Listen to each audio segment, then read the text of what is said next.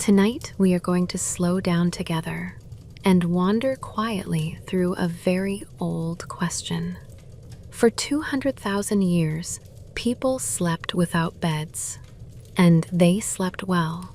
Tonight, we will visit them slowly, one quiet night at a time. This is a world without hurry, a world that reminds you of something easy to forget. That time is long, that rest is older than anything we own, and that tonight does not need anything from you. Before we begin, feel free to share what time it is and where you are listening from. It is quietly comforting to know who else is awake tonight. You do not need to know anything about history to listen. There will be no dates to remember and nothing to keep track of. You only need to be here. There is nothing to figure out. There is nowhere else to be. People have been lying down in the dark through age after age. Tonight, you are simply one more of them. Thank you for joining us here at Midnight Archive. Let us begin. Long ago, in the oldest nights of the world, there was always a fire. Before there were houses, there was a fire. Before there were beds, there was a fire. And beside the fire, on most nights, there was someone awake to watch it. Picture for a moment a small camp at the mouth of a cave. The evening has settled in slowly, the way evenings did then. The light outside has gone from gold to gray to a soft, deep blue. Inside, the fire burns low and steady. It does not need to be large. It only needs to go on. There was a man whose turn it was to keep the fire that night. He was not a chief, and he was not a hunter of any special fame. He was simply the one who was awake. Every camp had someone like him. Someone whose quiet work was to sit near the warmth and feed it a branch from time to time and let the others sleep. Around him, his people were lying down for the night. They did not have beds, and they did not miss them. They had the floor of the cave, softened with what the land gave. Dry grass gathered in the warm part of the day, leaves laid thick and turned often, the hides of animals, heavy and warm, worn soft by many hands and many nights. A person would settle into all of this slowly, the way you settle into your own bed now. A little shifting, a little turning, and then stillness. You would have recognized it at once. The small sounds of a household going to sleep. A cough, a murmur, a child turning over, someone pulling a hide up over a shoulder against the cool air. These sounds have not changed. They were the same then as they are tonight, in your home, on your street. The world has always made these sounds at the end of the day. The firekeeper listened to all of it without listening. It was not a task that asked for attention. It was a task that asked for presence. He sat with his back against the stone, which still held a little of the day's warmth, and he watched the flames move slowly over the wood. Fire is very old company. It does not ask questions. It does not hurry. It simply continues and lets you continue beside it. He wondered, some nights, if the watching mattered. The fire rarely misbehaved. The night rarely brought anything at all. Most of his watches passed with nothing to tell in the morning, just hours of quiet, and the breathing of his people, and the slow turning of the stars past the mouth of the cave. But there was an old woman in the camp who had kept more fires than anyone. She had watched over more nights than she could say, and it is said she told him something like this: in the way old people pass things down beside a fire. The camp sleeps because the fire is kept. No one thanks the flame. That is how you know it is working. He thought about that, slowly, the way thoughts move at night. The others were not sleeping despite the dark. They were sleeping inside a circle of care. The warmth reached them. The light reached them. Someone was awake, so they did not have to be. That was the whole arrangement. It was very simple, and it was very old, and it worked. And this is worth resting on for a moment, because it is really the heart of everything we will visit tonight. People did not wait for beds in order to sleep. Sleep came first. Sleep came long, well before furniture. What people built from the very beginning was not a thing to sleep on. It was a way to sleep safely, warmth, softness, company, someone keeping watch. The bed, when it finally came, was only a late guest at a very old gathering. The man added a branch to the fire. The flames took it slowly without fuss. A little more light moved across the sleeping shapes and then settled again. He pulled his own hide closer around his shoulders. The night outside was cold, but the cold stayed outside. That was the fire's quiet promise, kept night after night. He looked at the sleepers, one by one, without really meaning to. The old woman wrapped and still. The children, tangled together the way children always sleep, in every age, in every place. A young man with his arm thrown over his face. Each of them had made a small nest of grass and hide, shaped by their own body over many nights. Each nest was a little different, softer here, deeper there. People have always adjusted their sleeping places, patiently, until they are right. You have done the same thing with your pillow tonight. It is a very old habit. It might be one of the oldest habits there is.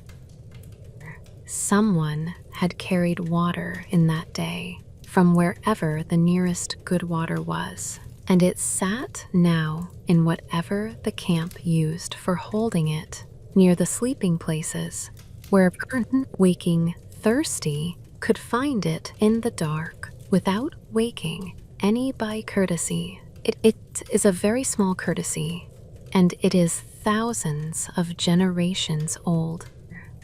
Put the water where it can be reached in the night.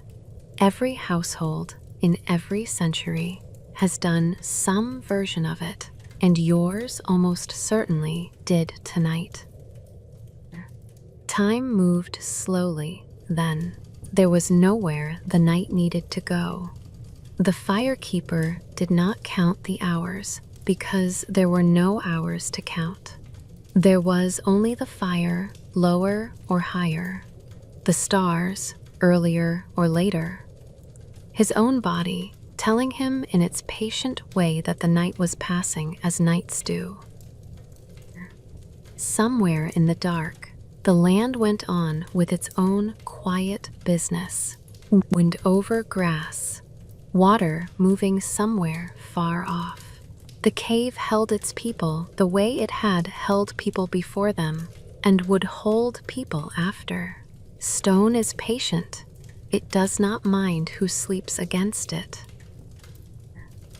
The man's eyes grew heavy, and he let them rest and opened them and let them rest again. This was allowed. The fire did not need staring at. It needed company and a branch now and then, and it gave back warmth and light and the deep old comfort of not being alone in the dark. He drifted at the edge of sleep the way you may be drifting now, and that was fine. That was how the watch was kept. Half awake, half at rest, gently.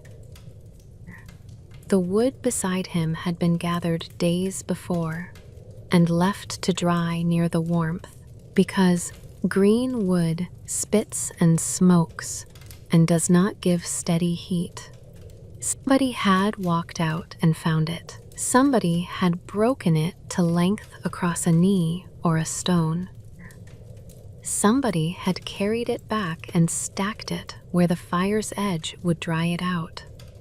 None of that was his work, and he did not think about it, and yet his whole quiet night rested on it. The fire kept the people. The wood kept the fire. Hands he was not thinking about kept the wood. That is how nearly everything worked in that camp and in every camp since. A night of rest is never made by one person. It is made by a great many small preparations, done at different hours by different hands, most of them finished far back before the night begins. The grass was cut in the afternoon. The wood was gathered days ago. The hides were worked soft over a whole season. All of it arrives together at dusk and turns into something that feels like nothing at all. Just warmth, just softness, just an ordinary night. Toward the deepest part of the night, another figure stirred and rose, slowly, without a word. His relief. The next keeper of the fire. They did not need to speak. One sat down as the other lay down. The fire noticed nothing. The sleepers noticed nothing. The care simply passed from one set of hands to another, the way it always had. And the first man went to his own place near the warmth. His grass was already shaped to him.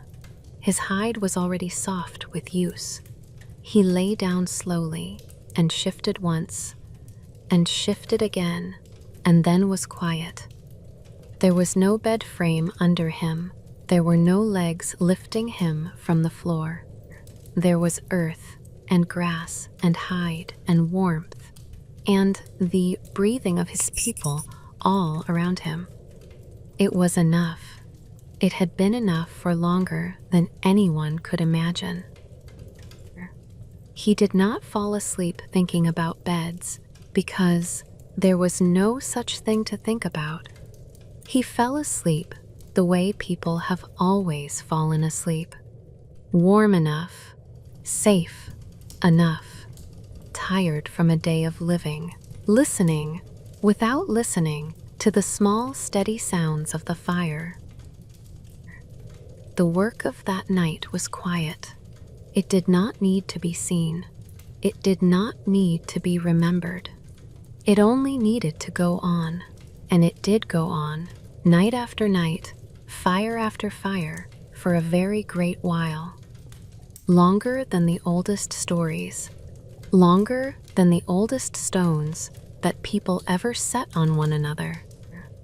The night was kept, and the sleepers slept, and the world turned slowly under the same patient stars.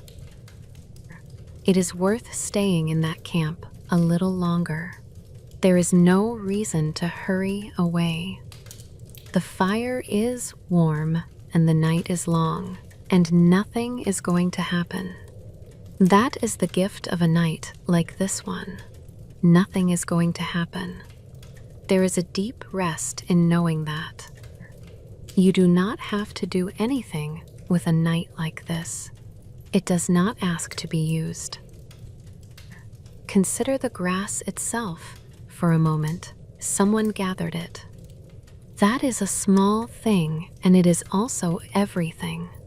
In the warm part of the day, someone walked out to where the grass grew tall and dry, and cut it and carried it back in armfuls.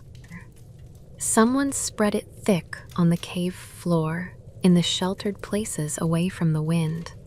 Someone pressed it down and added more and pressed again. It was not hard work. It was patient work, the kind of work that is done a little at a time and lasts a long while and is done again when it needs doing. It was not hurried work, and it was not heavy work. It did not need to be finished by any certain hour. Fresh grass smells of the day it was cut. It holds that smell for a long time.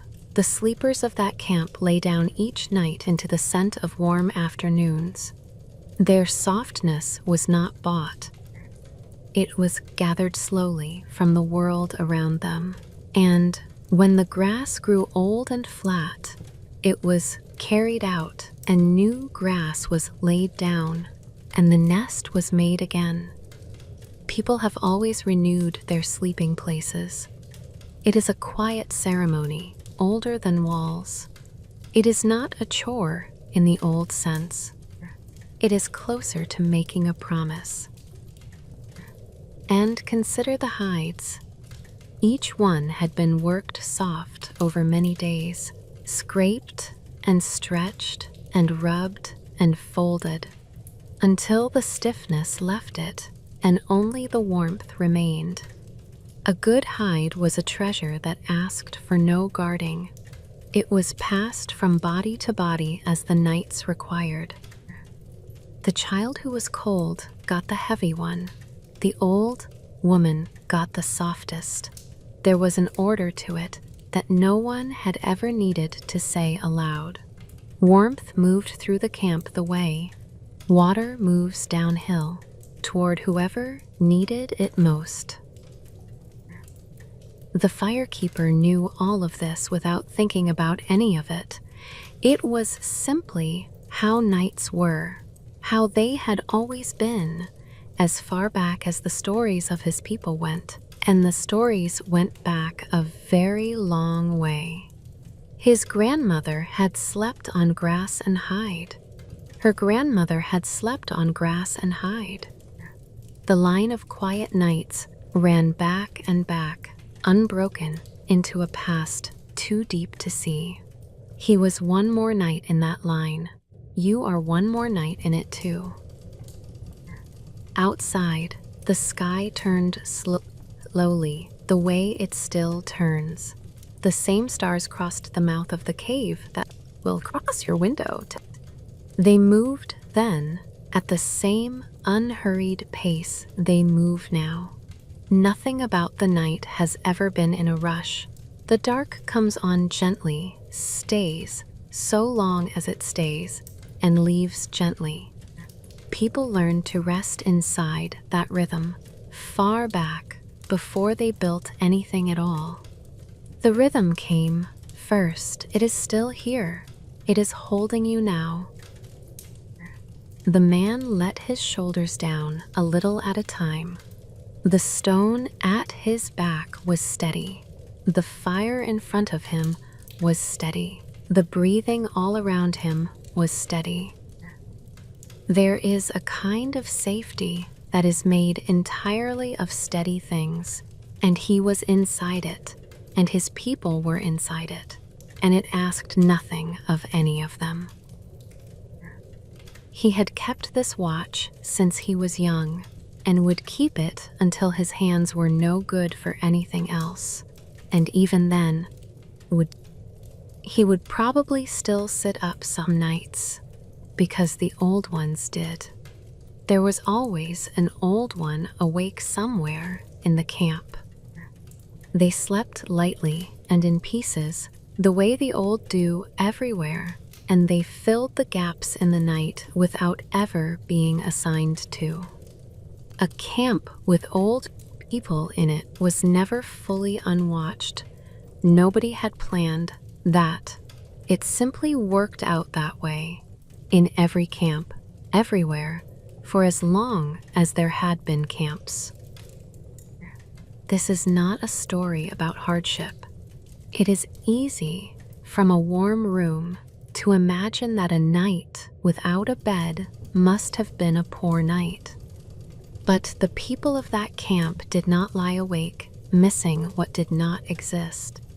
They lay down in warmth they had made, on softness they had gathered, among people they knew, and they slept deeply, most nights, simply most nights, the way sleep has always wanted to be. The fire burned on, low and steady, tended by one quiet person at a time. The cave breathed, the stars moved, and morning came when it came, without being asked. Let us wander somewhere else now. There is another corner of the past that holds the same quiet. It is not far from the fire we just left. It is deeper into the same kind of cave and deeper into the same great stretch of time. In some of the oldest caves that people ever slept in, the floors still remember. Not in words, of course. Stone does not speak. It only keeps. But the people who study such places have found, pressed into the oldest layers, the traces of bedding, grass, laid down thick, soft leaves spread with care, layer upon layer, season upon season, going down and down into a past so deep that numbers stop meaning very much. This is worth sitting with, slowly. The oldest furniture in the world is not a throne. It is not a table, and it is not a chest of treasure. It is a sleeping place, a soft layer on a cave floor made by hands for rest. Before people built almost anything else, they built comfort for the night. Rest came first. It always has. It still does. Picture a woman in one of those caves on an ordinary evening, a very great while ago. She is not anyone the old stories remember. She is simply someone whose evening work this evening is the bedding. The day is folding itself up outside. The light at the cave mouth is going soft and blue. Inside, the fire is being coaxed along by someone else, and the smell of wood smoke drifts along the ceiling, slow and familiar. She kneels at the sleeping place and works with her hands. The old grass has gone flat with use, the way all bedding goes flat with use. So she loosens it. She lifts it and shakes it and lets the air back in. Where it has gone brittle, she pulls it away and sets it aside. In its place, she lays fresh grass, cut that day, still holding the smell of sun. She spreads it evenly, patiently, pressing here, loosening there. Her hands know this work the way your hands know how to smooth a sheet. She does not think about it. She simply does it. The doing is calm. The doing is enough. There were, in some of those old caves, layers of ash beneath the bedding, laid down on purpose, it seems, before the fresh grass went on top. Ash keeps the small, crawling things away. It makes the sleeping place cleaner and easier to rest in, which means that even then, even that far back, someone was thinking about a good night. Someone was preparing the bed the way you prepared yours tonight, before you got in it. Turning something over, smoothing something down, making the small arrangements that sleep likes. You do not have to remember any of this. There will be no questions. It is enough to know that the habit you practice tonight is old beyond telling. When you plumped your pillow, you joined a line of hands reaching back to that cave. The gestures have barely changed. Loosen, spread, smooth. Lie down. Rest. The woman finishes her work as the last light leaves the cave mouth. She sits back on her heels and looks at the sleeping place the way anyone looks at a finished task. It is nothing much to look at. A wide, soft layer of grass and leaves, pale in the firelight, waiting. It is ready. She made it ready, and there is a small, full feeling in that which has never gone out of the world. There were places in that cave where nobody slept, and everyone knew which they were without ever discussing it. The floor near the entrance was too cold and took the wind. The deep back was too damp, and the stone there wept in wet weather. The good ground was the middle band, back from the mouth, forward of the damp, close enough to the fire to take its warmth, but not so close that a spark could reach the bedding. Every cave that people used for any length of time had such a band, and the bedding always went there, and it went there in every cave across the whole world, worked out separately by people who never met. That is one of the quieter things about the deep past. The same problems got solved the same way, over and over by everyone, because the problems were the same, and so were the bodies. Nobody invented the good sleeping spot. Everybody found it. Her people come to the bedding one by one as the night settles. An old man first, easing himself down with the sounds old men have always made. Then the children, dropped suddenly into sleep the way children are. Then the others in their own time, each one, finding their place, turning once or twice, pulling a hide close, going still. The cave grows quiet. The night settles in. She lies down last at the edge, where the fresh grass smells strongest. The cave holds the day's warmth in its stone. The fire murmurs to itself. The floor is warm. Above her, the rock ceiling is black and steady, and it has been steady for longer than anything alive. She wondered, some nights, whether the work of the bedding was noticed at all. It was used up so quietly. By morning, it would be pressed flat again, and no one would say anything about it. And in some days, she would renew it again, and no one would say anything about that either. The work disappeared into comfort, the way such work does.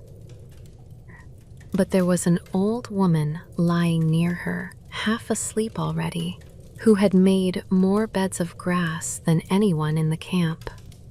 And it is, said, she murmured something like this into the dark, the way the old speak when they are nearly dreaming. No one remembers a good night. They only remember the poor ones. If the mornings are quiet, the bedding is right. The younger woman lay with that thought for a while and let it settle over her like one more hide. If the mornings are quiet, the bedding is right. The mornings had been quiet for so long as she could remember. Morning after morning of people simply waking, rested, without complaint, without a word about the night. All those silent mornings were her work, and her mother's work before her, and the work of hands going back beyond all memory. Comfort leaves no mark, only peace. That is why it is so easy to forget, and so important to remember slowly. On a night like this one, the cave breathed around her. That is the only way to say it. The small sounds of many sleepers rise and fall together after a while, and the space itself seems to breathe in and out, slow and deep. You may know this feeling from a house full of family, all asleep but you. It is very old, that feeling. Older than rooms. It was already ancient when this woman felt it, lying on her fresh grass, listening. She thought about the layers beneath her, not in the way the studying people think about them, with tools and care and labels. She simply knew, the way everyone in the camp knew, that people had slept in this place before her people came. The bedding of strangers, long gone flat, long gone dark, lay somewhere down there under her own. She was sleeping on other sleeps. The cave had been a resting place for such a while that rest had become part of the floor itself. And this, too, can hold you tonight. Your bed stands where other beds have stood. Your town sleeps where other sleepers slept. However new your room may be, the night over it is the same old night, and the rest you are settling into is the same old rest. It has been practiced in that spot, in one form or another, for longer than anyone can say. You are not doing something new tonight.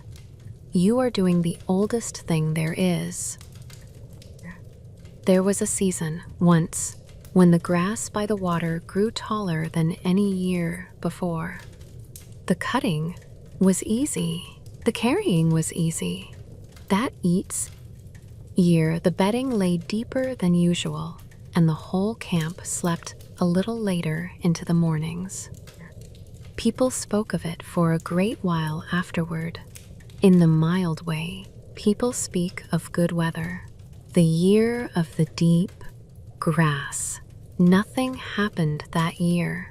That was the whole story. Nothing happened, and everyone slept well, and the story was kept anyway, because a story about rest is worth keeping. And there were lean seasons too, when the grass came up thin and short. Those seasons, the bedding was renewed more often, and the hides mattered more, and people lay a little closer together for the warmth. The nights were still quiet. The mornings were still calm. The camp adjusted slowly, the way camps always adjusted. Softness was found where softness could be found. Rest was made from whatever the season offered. It always was. It always could be. You do not need to hold on to any of this. Let the seasons pass through you the way they passed through that cave.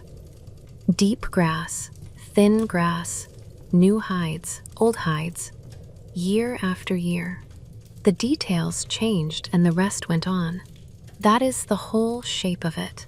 The rest went on. The children of that camp learned the bedding work the way children learn everything in a household, which is by being underfoot while it happens. A small one would be sent for an armful of grass and would bring back half of it, dropping the rest along the way, and nobody would mind. Later, they would be trusted with the spreading. Later still with the cutting. By the time it mattered, the whole thing sat in their hands without a single lesson ever having been given. That is how every practical thing was passed down in those ages. not by teaching, by being nearby while it was done. The woman on her fresh bedding knew nothing of how long the line behind her ran. She did not need to know. Not knowing was part of the peace. She only knew tonight. The grass under her, cut today. The stone over her, older than everything. The fire, low. Her people, breathing. Tonight was the whole world, and the whole world was enough. Slowly, her thoughts loosened, the way thoughts do at the edge of sleep. The smell of the grass, the warmth of the stone, the breathing of her people, the fire tended by someone else now, someone awake so that she did not have to be. Each thing let go of her gently, one at a time. The last thing she felt, if she felt anything at all, was the softness under her doing its quiet work. Holding her, asking nothing, doing its work. It would be flat by morning, and she would renew it in a few days, and it would go flat again, and so on, and so on. Season after season, life after life, layer after layer, down into the deep, patient dark of the floor. The bedding was quiet work. It did not need to be seen. It did not need to be praised. It only needed to be soft when the tired lay down on it. And it was soft, night after night, for a very great while. Long before anyone thought to lift a sleeping place up off the ground and call it a bed, the beds were already there. Low and soft and green when they were new, and warm where the people were. Somewhere above the cave, the night went about its old business. Wind moved over the hill, slowly, carrying nothing urgent. The stars turned at their usual pace. Dew settled on the tall grass by the water, the same grass that would be bedding one day, still growing quietly in the dark. Everything that rest would need tomorrow was already being prepared, gently, without anyone asking. Time moved on, slowly, as it always does, and somewhere else, much later, the evening was settling over a small village of round houses. Consider now a different kind of home in a much later age. The caves are far behind us. People have learned to build.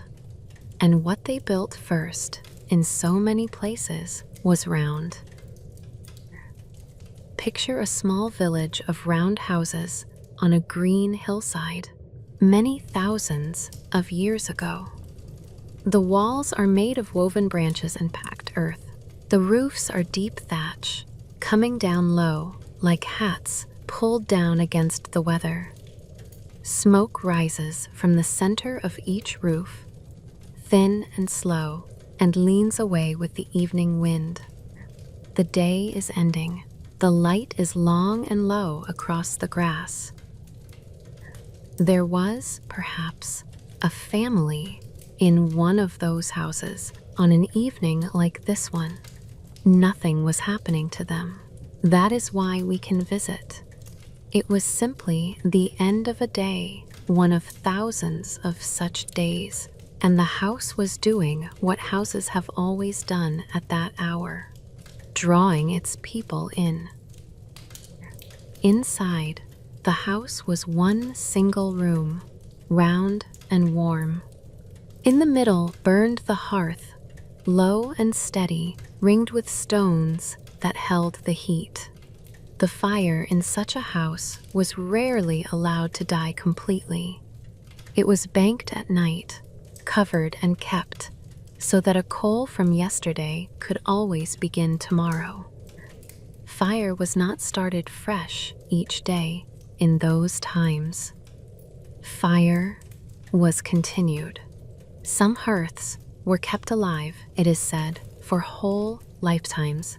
A single fire, burning slowly through the years, older than the children of the house, older sometimes than the house itself. You do not need to picture it exactly. Any warmth will do. There is a warmth that all warm rooms share. It does not change from age to age. This is not a lesson about old houses. It is only a visit. The warmth you are lying in now is a good enough guide. Around the edge of the round room, against the wall, the sleeping places were arranged. Not beds, still. Not yet. Low platforms of earth, in some houses, raised a hand's height and covered deep with dried bracken and straw. In others, simply thick piles of rushes and hides along the wall, shaped by long use into hollows that fit their sleepers. Each person had their place, the way each person in your home has their side, their pillow, their corner. The house was round, so no one slept in a corner. Everyone slept along the same curved wall, arranged around the fire like the hours around noon.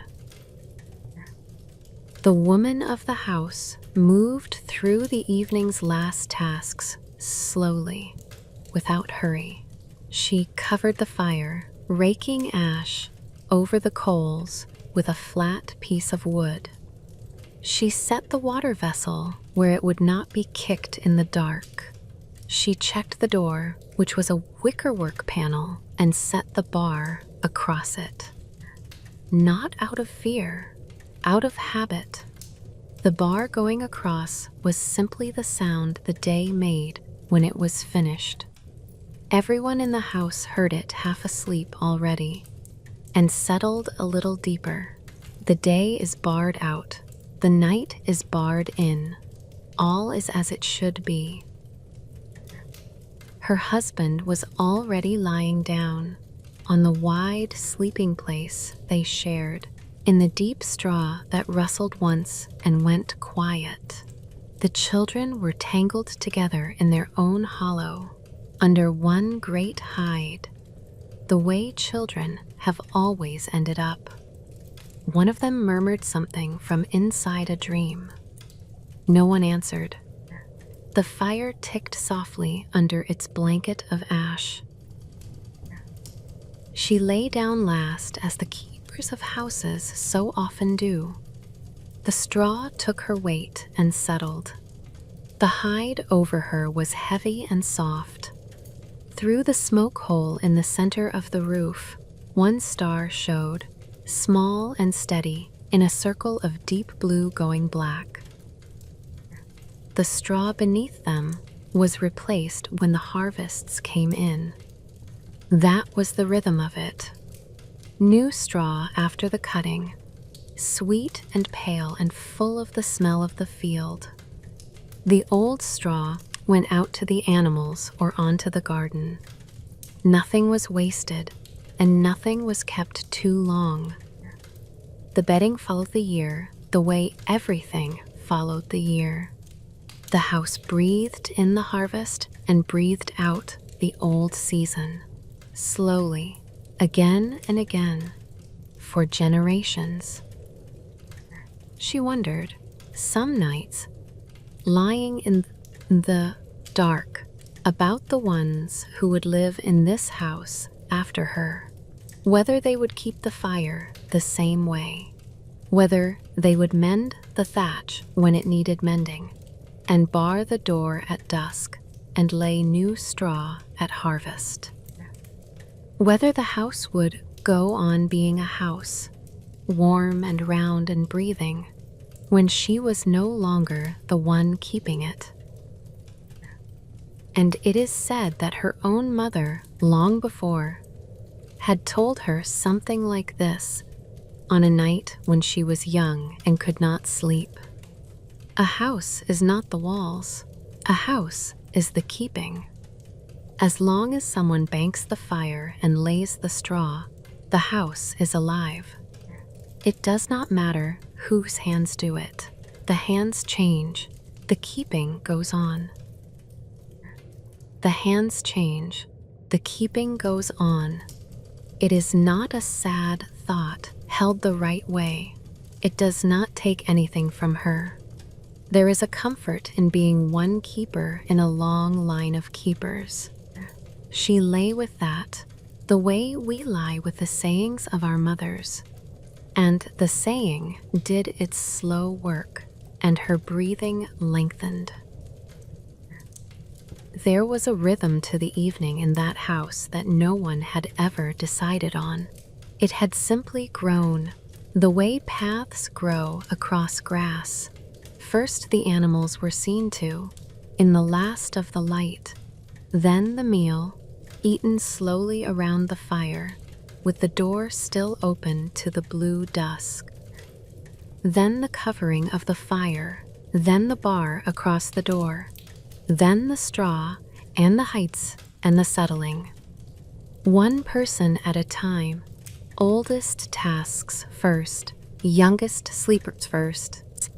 Every house on the hillside kept roughly the same order, not because anyone taught it, because evening itself teaches it.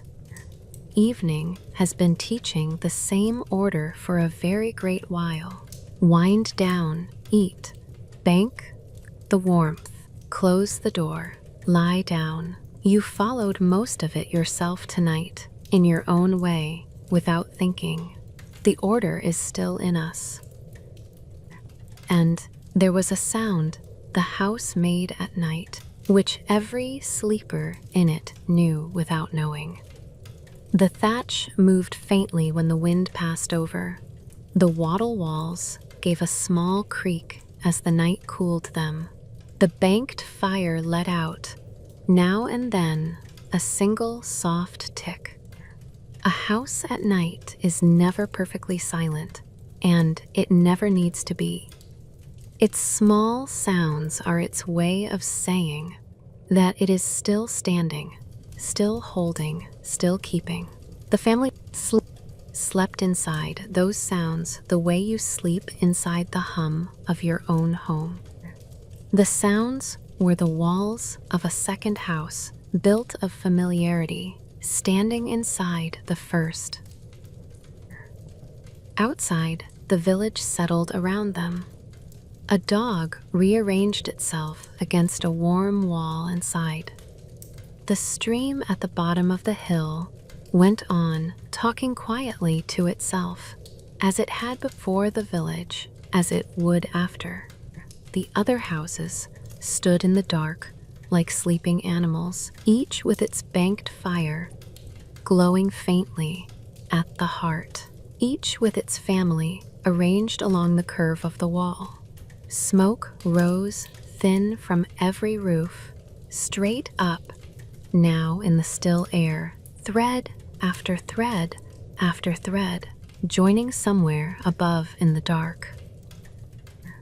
The doorway of every house on that hillside faced the same direction, away from the weather and toward the morning, and this was true of nearly every round house anyone has ever dug up anywhere.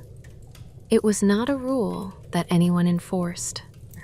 It was simply the answer that everybody arrived at, because the wind comes from one side and the sun from another, and a doorway is the one hole you cannot avoid making.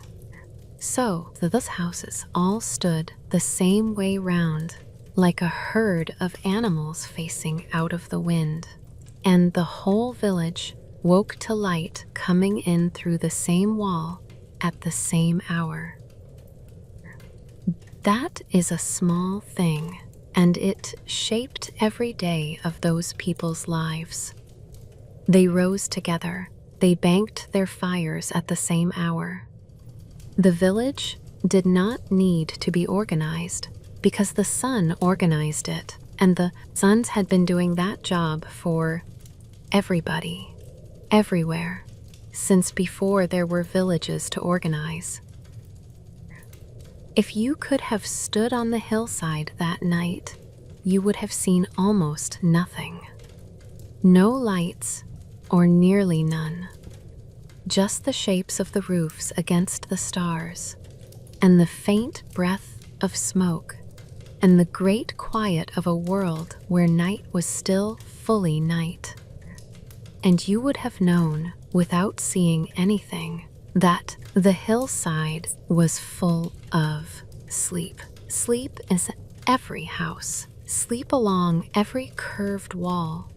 The whole village lying down together inside the dark, trusting it, resting in it, as their people had done for longer than any of them knew. You do not have to imagine their comfort as less than yours. There were no beds on that hillside, as we would call them. There was not one bed frame in the whole village, and no one had ever seen one, and no one was waiting for one. And yet every single person on that hillside had a sleeping place that was theirs, shaped to them, warmed by them, renewed for them with every harvest. The comfort was complete. Nothing was missing. It is only from far away, from a world of furniture, that anything seems to be missing. From inside the round house, in the deep straw, under the heavy hide, beside the banked fire, nothing was missing at all. The woman slept. The house held her. The thatch above shed the night's dew, drop by drop down its long slopes. The bar lay across the door. The coal lay under the ash, patient, keeping tomorrow's fire the way the straw kept the sleepers. Everything in that house was keeping something, all night long, quietly. That was what a house was, a circle of things keeping other things, with the people kept safest of all, in the middle of it, asleep. Somewhere in that house there was a small store of dry kindling, kept apart from the rest of the wood, in the driest corner, never touched for ordinary use. It was for the morning. Waking a banked fire is easy if you have the right thin stuff to hand, and nearly impossible if you do not. And no one in a house like that ever wanted to be searching for kindling in the cold half-dark before dawn. So it sat there, ready, put by yesterday for tomorrow, the way so much of that life was arranged. The seasons would turn over that hillside many times. The thatch would be renewed, layer over layer. The straw would be renewed, harvest after harvest. Children would move from the tangled hollow to sleeping places of their own, and in time to houses of their own, and would bank fires of their own with the same flat gesture their mother used. None of this was recorded anywhere. It does not appear in any book.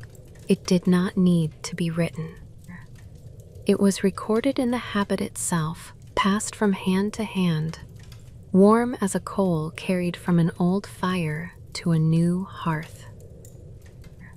The village was quiet work. It did not need to be remembered. It only needed to be kept, and it was kept, evening after evening, for an age and more. The doors barred gently, the fires covered gently, the straw laid deep. The people, arranged around the warmth like the hours around noon, sleeping the same sleep you are drifting toward now. Far from there and far after, someone else was lying down for the night, in a city of stone and oil lamps. Let us wander somewhere else now. A city this time, a small one in the days of the old empire, far from the capital and glad of it, a provincial town of stone and tile and narrow streets on an evening many centuries ago. By now, in the great houses of the world, the bed had finally arrived. Frames of wood, legs beneath them, sleep lifted off the floor at last. But hold that thought loosely. There is a quieter truth underneath it. Even then, most people did not sleep on anything of the kind. It is not what we imagine. It rarely is. The bed existed. The bed was rare. For most of the town, the night be yet longed to the old ways. A mat, a pallet, wool and straw on a shelf of stone. The old habit of the ground went on quietly inside the new walls, as habits do when nobody has any reason to change them. Picture the town at the end of its day. The light has gone amber, then gray. The bath have closed, and the last warm air drifts out of their doorways into the street. The market stalls are folded and tied. Shopkeepers are setting shutters into their grooves, one board at a time, with the knock and slide that every street knew by heart. That sound was the town yawning. Board after board, street after street, the day being put away. There was perhaps a lamp seller in that town, a man neither young nor old, with a small shop on a middling street and a room above it where he slept. All day he sold light, small clay lamps, plain ones and finer ones, and the oil to fill them. And every evening he watched the town buy his little flames and carry them home, and every night he watched the windows glow faintly here and there, and knew his work was burning quietly all over the city. You do not need to remember him. There will be no questions. This is not a story with a lesson. He is simply someone to walk beside on his way up to bed. He closed his shutters last on his street. Habit again. He liked the street empty. He liked hearing his own footsteps on the stones when he carried the day's coins upstairs. The stairs knew his weight. The room knew his shape. Home is mostly this: things that know you. His sleeping place stood against the wall, a low couch of wood, a frame, some rope, some boards. On it, a mattress of coarse cloth stuffed with wool. It was not a rich man's bed. It did not pretend to be a working man's version, but raised, all the same, a little way off the floor, and he was quietly proud of it, the way we are proud of things we bought with our own work. On top of it, a wool blanket, twice folded in winter. Under his head, a cushion stuffed with more wool, pressed by the years into exactly the shape of his sleep. The mattress was wool. Most were wool or straw or grass, depending on the purse. Wool held warmth and gave slowly under the body. It had to be aired, teased apart when it packed down, picked over now and then. On fine mornings all over the town, bedding hung out of windows and over rails, breathing in the sun. That was a sight so ordinary that no one ever thought to describe it. Whole streets of mattresses and blankets taking the air, like the town turning out its pockets. The evening would come, and the bedding would be carried back in, warm and dry, and smelling faintly of the day, and the night would be the better for it. The lamp seller lit one of his own lamps and set it in its niche, a little tongue of flame leaning and steadying. The room gathered around the light. Shadows found their places. All was usual. All was well. He sat on the couch edge and unlaced his sandals. Slowly, he sighed the small sigh of every workday ending. The sigh has not changed. You may have sighed it yourself tonight. There is a long journey behind every small flame. The oil itself had come a long way to reach his shelves, pressed from olives in the hill country and carried down in fat clay jars. He liked knowing that, in a mild way, the way a man likes knowing where his goods have been. Groves he had never seen were part of every small flame in the town. The trees grew slowly in the sun, and the presses turned slowly in their season, and the carts came down slowly along the old roads, and all of that patience ended here in a wick no bigger than a finger, burning gently beside somebody's rest. Through the window came the sounds of the town settling. A cart somewhere, allowed in now that the day was over, grinding its patient way along a distant street. A neighbor's voice, low, saying nothing important. And water, always. The fountain at the corner ran steady through the dark. The fountains never stopped. Water came down from the hills in long channels, hour after hour. It did not care who was awake. It simply ran. People slept whole lives beside that sound. Away from home, many could not sleep without it. He lay back on the wool. He pulled the blanket up. The rope frame gave its familiar give. Every rope bed had its own voice. A low creak here, a soft note there. A man knew his own bed's voice like his own cough. The lamp burned on in its niche. He would let it burn a while. Oil cost money. He knew the price better than anyone. But it is said he liked to fall asleep watching his own goods work. A small flame, holding steady, proof of an honest day. He wondered. Some nights, whether it mattered. All this small commerce. Lamps and oil and wicks. Other men built the roads. Other men wrote the laws and led the great affairs. He sold little cups of light. He mended their handles. He advised on wicks. It was not work that anyone would record. It did not mind.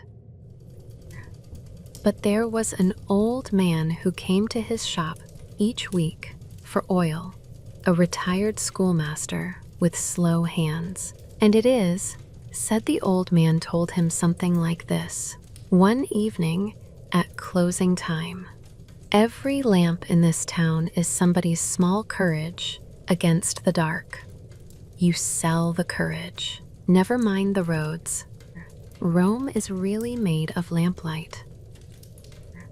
He lay in his bed and thought about that, unhurried, half asleep already. All over town his lamps were going out, one by one, a breath here, a pinched wick there. Households finished with the light, done with the day. They trusted themselves to the dark, and the dark received them, gently, street by street. His lamps walked them to the edge of sleep. That was the whole service, light enough to end the day, then rest. It is not a thing anyone plans. He thought, too, about the boy who swept his shop, who was learning the trade in the slow sideways manner that trades were always learned. Nobody in that world sat a boy down and explained a business to him from beginning to end.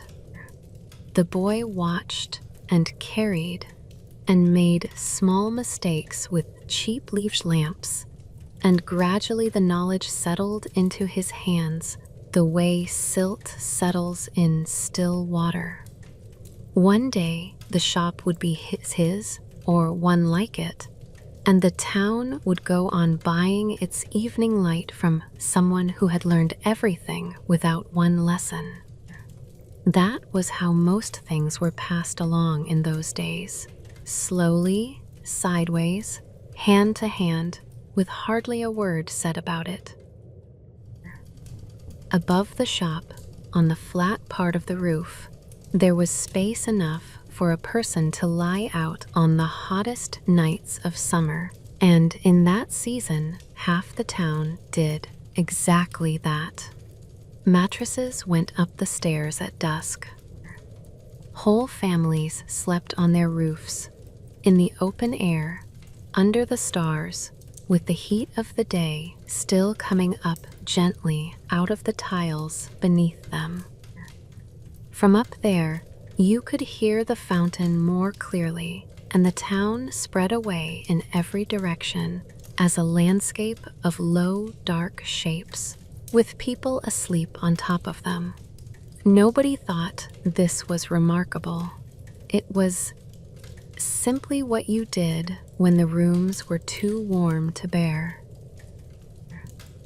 Down at the corner, the water in the fountain went on filling its stone basin and spilling over into the channel that carried the overflow away down the street. That sound had been in his ears every night of his life.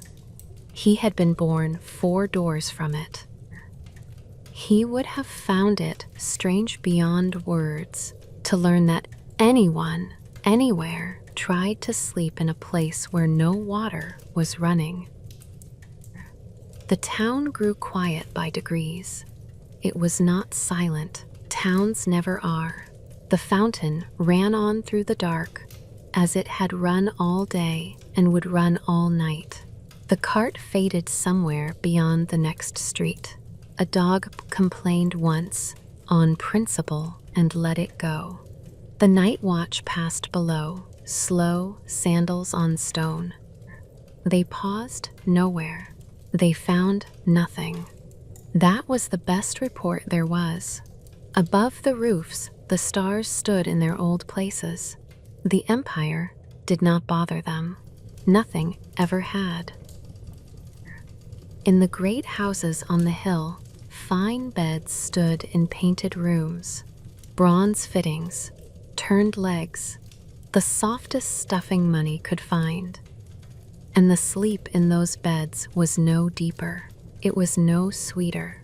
It was the same sleep as the room over the lamp shop. This is not a small point. It is the gentle secret of the whole long story. Sleep was never in the furniture. Sleep was in the tiredness, the safety, the warmth, the familiar sounds. A bed can hold those things. It cannot make them. A plain man on wool and rope slept as well as any senator. Most nights he slept better. The lamp guttered low in its niche. The flame leaned, recovered, and leaned again in the small movements of air that every room has at night. It settled into the last patient, burning that small lamps do, minding its own business all the way down. His breathing had gone long and even. The blanket rose and fell slowly. The rope frame made its last creak and went quiet. It held him in the shape his years had worn into it. The room did what rooms do at night. It kept. The coins kept still in their box. The shutters kept out the street. The walls kept in the warmth. The lamp kept the last of the light. Then, at some hour no one saw, it gave the light up with one thread of smoke, and the room joined the great dark of the town. The town slept inside the empire. The empire slept inside the night. The night was not troubled by either. The water ran on through its long channels from the hills. The watch walked their round at the same slow pace as always. Here and there, a late lamp burned in a window. Somebody's small curtage. It went out in its turn. His work was quiet work. It did not need recording, and it did not need thanking. It only needed to be there at dusk, flame after flame, evening after evening, for anyone who came to the shop. And it was there all the years of his working life. Other hands sold the lamps after him. The town went on, ending its days in small warm light, for an age and more. The wool in his mattress had been carded and stuffed by a woman 2 streets over who took in that work, and it would go back to her in a year or so to be opened and teased and refilled. He would carry it there himself, over his shoulder, the way everyone did, and there would be a small line of people outside her door with their own bundles on the same fine morning. The whole street sleep passed through that one doorway, a mattress at a time, season after season. Her name is not in any record anywhere. Nothing she made survives, and for 30 years, the people of 3 streets slept soundly because of her hands. You do not need to hold on to any of this. You can let the whole town go now, if you like. The lamp seller is asleep, and the boy is asleep, and the schoolmaster with his weekly oil is asleep, and the fountain will run without your listening. Every person in this story has been resting for many centuries, and their rest asks nothing of yours, except perhaps to keep it company. The old records hold a smaller moment that says the same thing in a colder country on a road between towns. The old records hold a smaller moment that says the same thing in a colder country on a road between towns. There was perhaps an inn on that road, not a grand one, a low building of timber and plaster with a stable at one end and a great hearth at the other, standing where the track came down out of the trees and crossed a stream. Travelers had stopped there longer than anyone remembered. Before the inn, a barn. Before the barn, only the ford. People rested beside it. The place was a resting place first. The building came later. That is usually the order.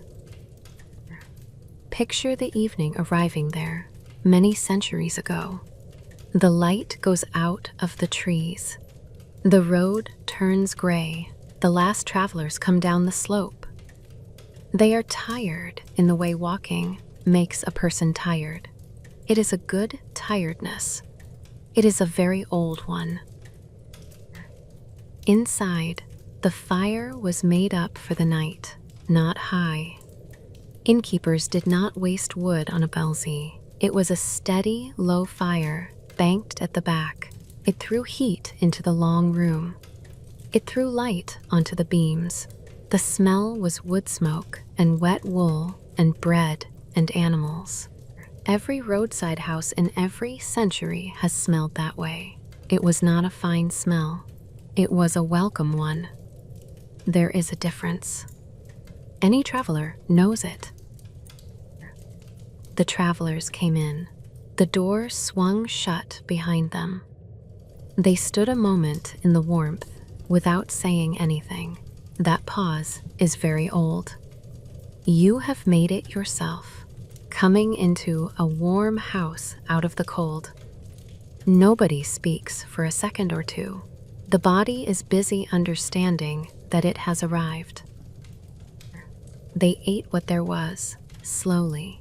Bread. Something hot. beer that was thin and honest.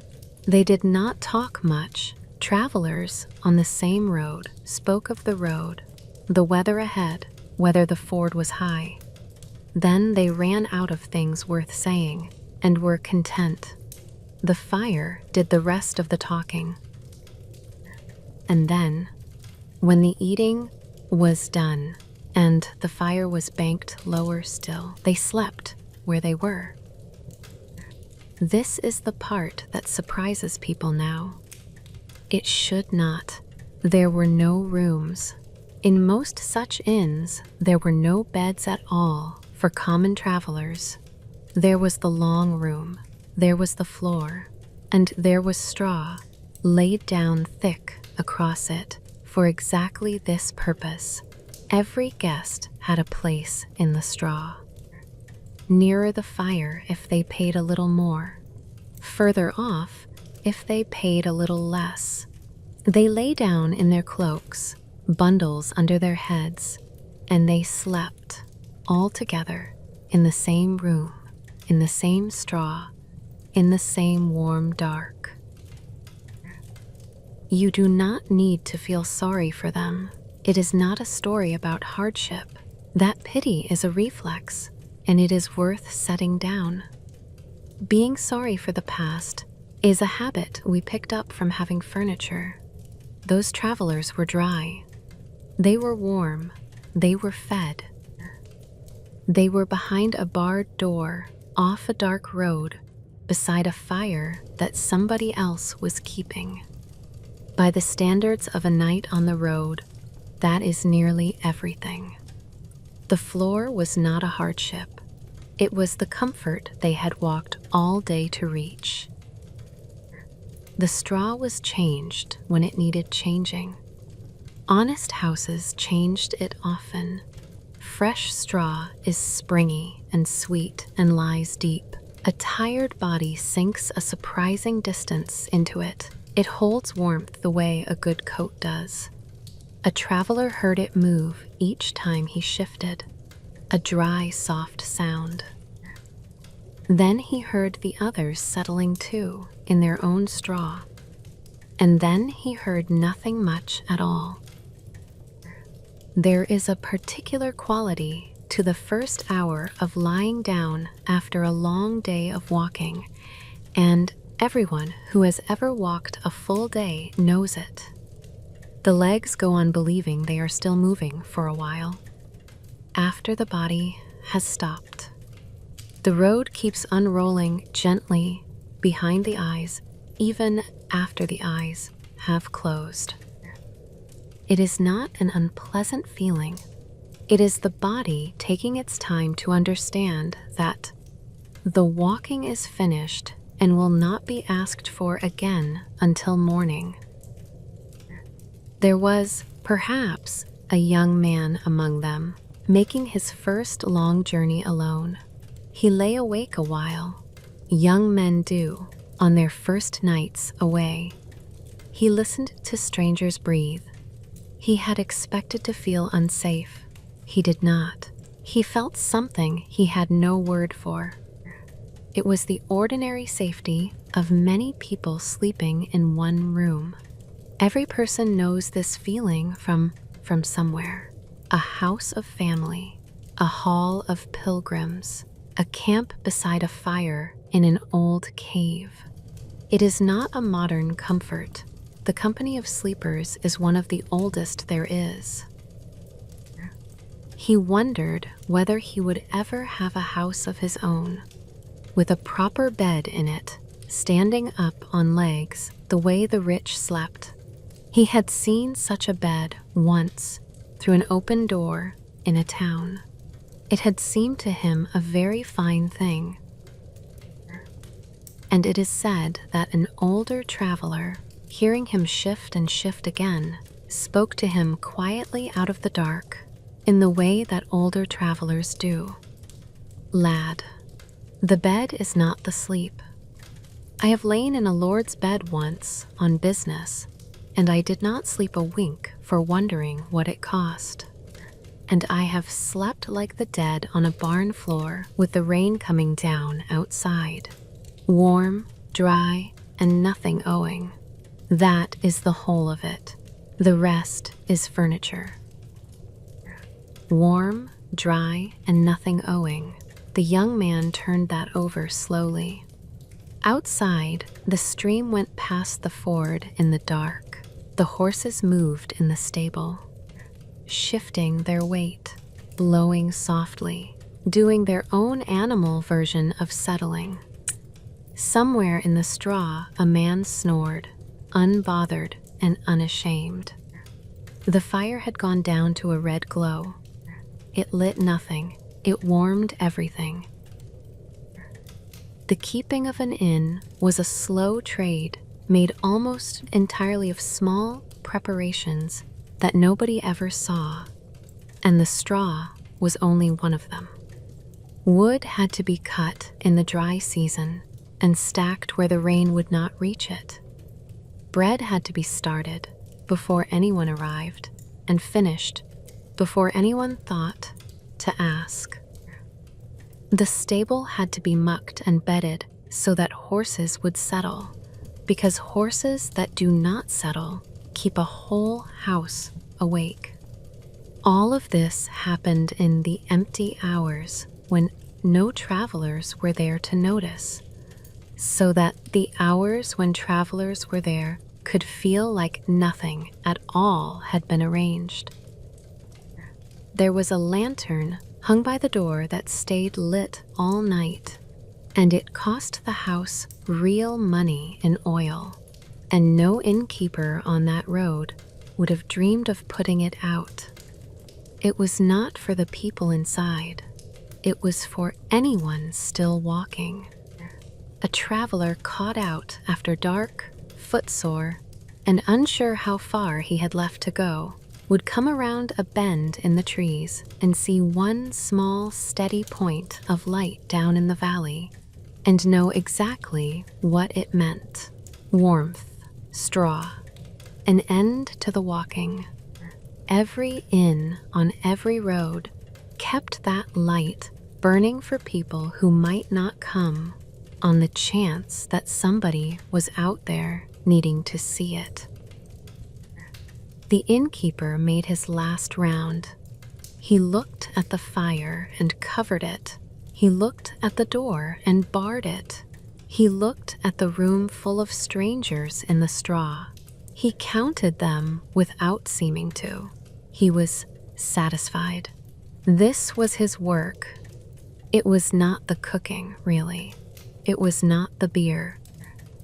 His work was that a stretch of dark road had a warm floor in the middle of it. Anyone who reached his door before the light went could stop walking and lie down. He had the work from his father. The straw had been laid in that room, swept out, and laid again for longer than his family had kept it. He wondered, some nights, whether it amounted to much, a floor and a fire. Nobody wrote about innkeepers. Nobody thanked a man for straw. But he had learned to measure it differently. Every person asleep in that room was somewhere they could not have reached alone. The road ran on for days in both directions without his inn, and the one before it and the one after. The road was only a line on the ground. Nobody could travel it. Inns were what made distance possible. A journey was not a matter of walking. It was a chain of warm floors, one day apart, kept by people nobody would name. Break one link and the road went dark. By that hour, the long room had gone completely still. Not a silent stillness, because a room of sleepers is never silent, but the deep, settled stillness of many bodies that have stopped needing anything. A cloak shifted somewhere. The fire moved once under its ash and was quiet again. Outside, Even the wind had dropped, and the trees stood without moving over the road, and the water at the ford ran on with nobody listening. The travelers slept. The straw held them. The fire kept its low red heart under the ash, warm yet, working yet. The innkeeper went to his own place behind the hearth. It was straw too, a little thicker than the rest. He lay down in it with the ease of a man who has done his day. By the small hours, the fire had gone down to almost nothing, and the room had settled into the deep, even cold-warm balance that a full room finds by itself. Bodies make heat. 30 people in one low room under one roof make a great deal of it, and the straw holds it, and the beams hold it, and by the middle of the night the air in there was mild without any fire at all. This is why travelers preferred a full house to an empty one, and why the last arrival on a busy night, given the worst spot furthest from the hearth, still slept perfectly well. The company was the heating. Outside, the trees stood over the road. The stream ran at the ford. The night went on in the enormous quiet of a world with no engines in it. It is worth staying with that. The dark outside that inn was truly dark. The quiet was truly quiet. No light anywhere but the coals. No sound but water and wind and the slow breath of sleepers. That was every night, everywhere, for almost all of human time. The world you are lying in tonight is the strange one. That was the normal night. It is the night people slept in for all those long ages. It was full of rest. The straw in that room was quiet work. It did not need praise. It only needed to be dry and deep and laid again when it wore thin. And it was, season after season, traveler after traveler. On that road and 1,000 roads like it, for an age and more. Boots came off at the door of a place like that, and were set where the heat could get at them, but not too near, because a boot dried too fast by a fire goes hard and cracks. Every traveler knew this. Wet feet all day and dry boots by morning was the whole difference between a good next day and a miserable one.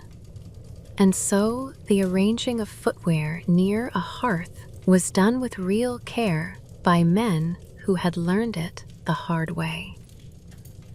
You do not need to carry any of this with you.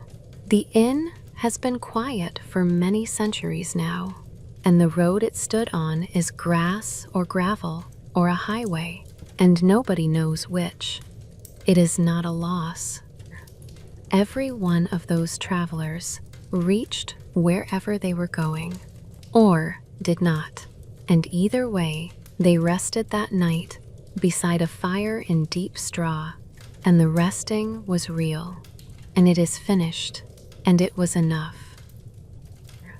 Let us wander somewhere else now, not far, into a village and into the middle of the night, which in those days was not the middle of anything. Let us wander somewhere else now, not far, into a village and into the middle of the night, which in those days was not the middle of anything. Here is something the old records keep saying quietly in letters and diaries and court papers and household books all across the centuries before electric light. People did not sleep the way we sleep. They slept in two halves. They went to bed not far after dark. The dark was long. Candles cost money. They slept deeply for a stretch. And then Somewhere in the small hours, they woke. Not with alarm, not from a bad dream. They simply woke. It was the way you wake before your alarm on a rested morning.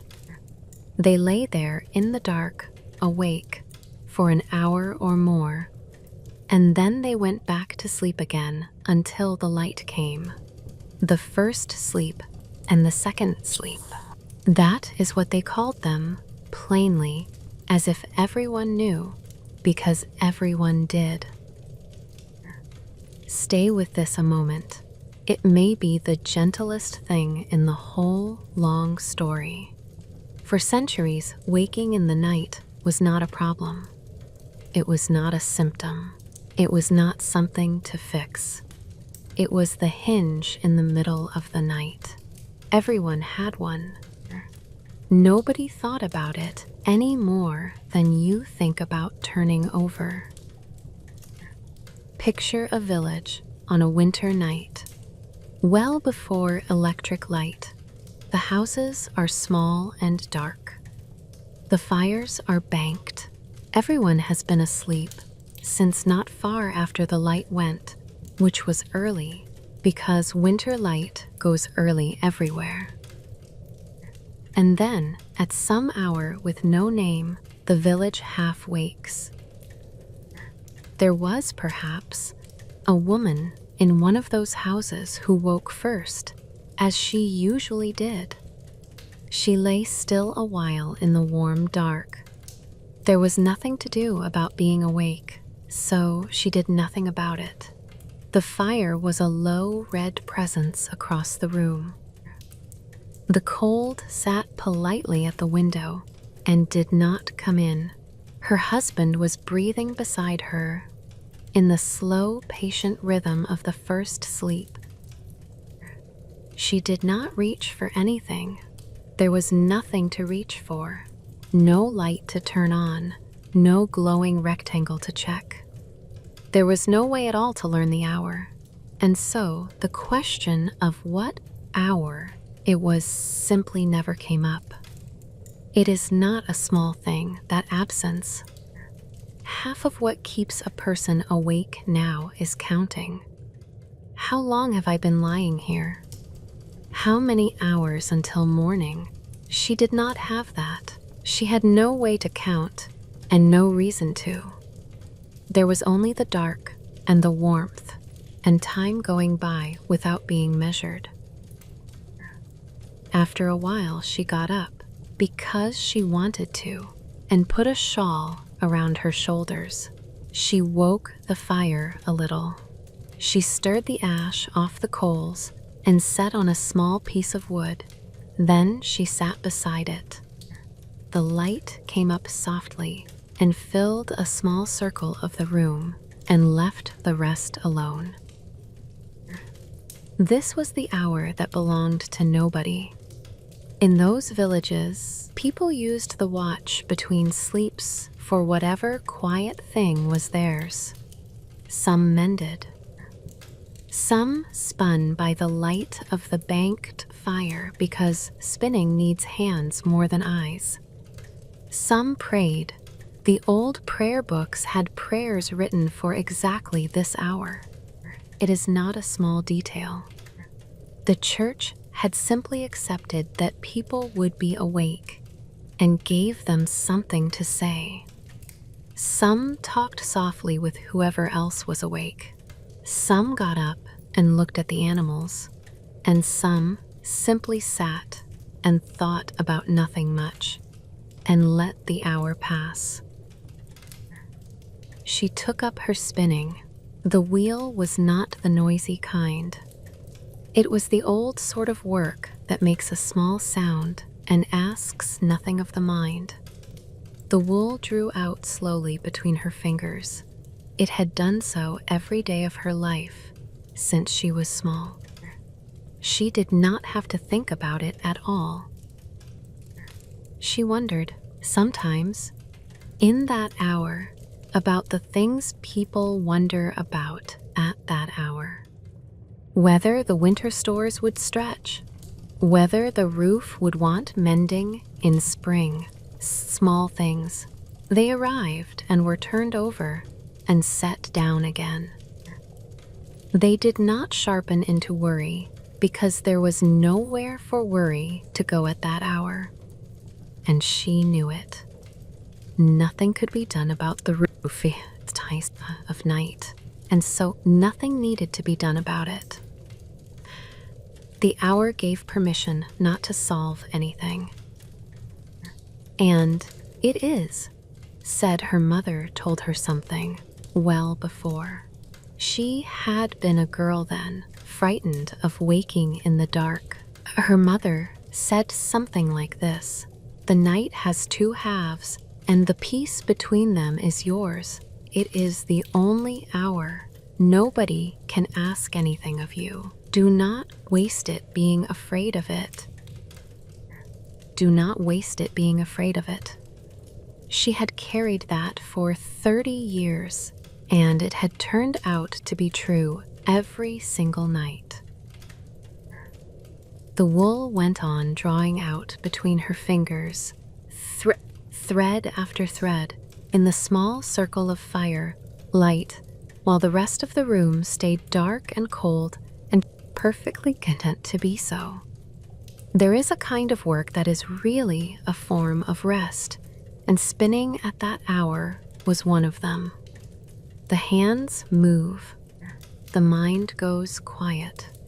Something is being made slowly, and nobody is waiting for it, and it will be there in the morning, whether or not it grows much tonight. Around her, the village was doing the same thing, house by house, without any arrangement. In one house, a man was awake and mending harness by firelight. In another, two people talked in low voices in bed. It was that unhurried way people talk at that hour. Nothing said is quite meant as an argument. In another, someone had gone out to the animals. They stood in the cold a moment, looking up. That is what people do. The sky then was full of stars in a way it rarely is now. In another, a nursing mother was awake with her baby. The hour did not feel lonely. It is not loneliness when the whole village is awake around you, and she knew perfectly well that it was. There were nights she did not get up at all. She would wake and lie still and listen to the house and be asleep again before the fire needed anything. Those nights were not better or worse. The hinge was simply shorter.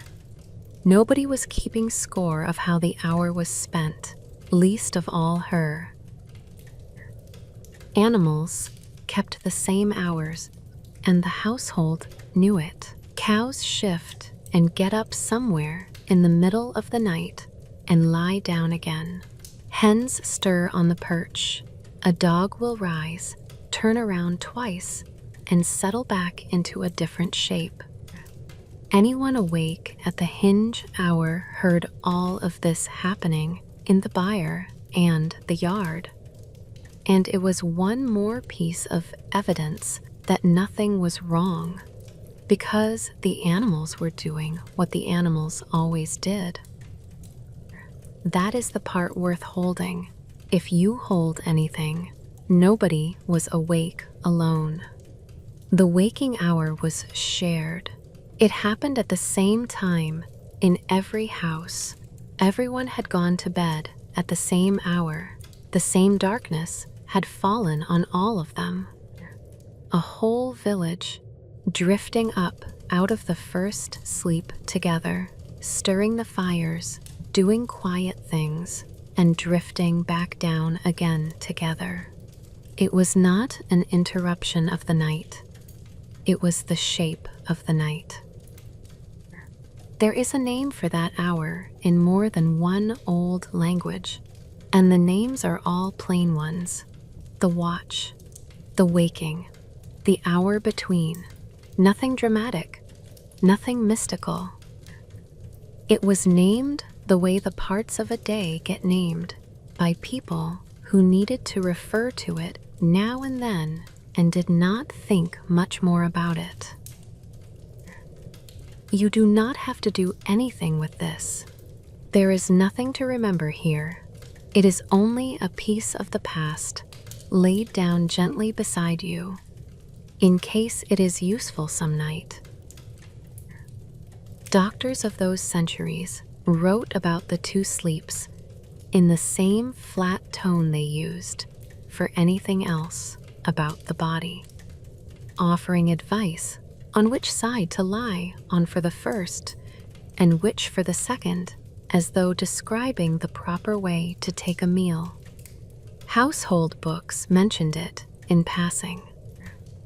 Court records noted what people had been doing at that hour, and the answers are wonderfully ordinary. Talking, mending, sitting up, going out to look at the weather. Nobody explains the custom in any of these places, because you do not explain a thing that everybody does. That is the strongest evidence there is, in a way. Not the descriptions, but the absence of them. Something so completely normal that it was never worth a paragraph. And then, without any signal, the second sleep began. She banked the fire again and set her spinning aside. The cold had not gotten any worse. The bed was still warm where she had been. She got back in slowly and pulled the covers up, and her husband shifted without waking, and the room went back to being dark. Her body knew what was expected of it. This was the second sleep, and the second sleep was said to be the sweeter one, deeper and full of dreams that people remembered. The covers were warm, the room was dark, the fire was banked. Her husband breathed beside her. Nothing at all was expected of her until light. She was asleep again within minutes, not because she tried, because it was simply the next thing, and her whole life had taught her that it would come. This went on for centuries, in country after country. It is written down in 1,000 ordinary places. The writers never imagined anyone would find it interesting. To them, it was as unremarkable as breakfast. And then, slowly, over generations, the light came. Better lamps, then brighter ones. Then light that never went out at all. The evenings stretched. Bedtime moved later and later into the dark. The long night with its hinge got squeezed into one solid block. The second sleep quietly went away. After a while, nobody remembered there had ever been one. The change did not happen all at once, and nobody decided on it. Better lamps came first and made the evening usable for an hour or two more. Then, brighter light still, and shops that stayed open, and streets lit well enough to walk in after dark. Bedtime slid later by degrees across several generations, and as it slid, the deep night with its hinge got shorter at the front. There was no longer room for two sleeps in it. The second sleep was not abolished.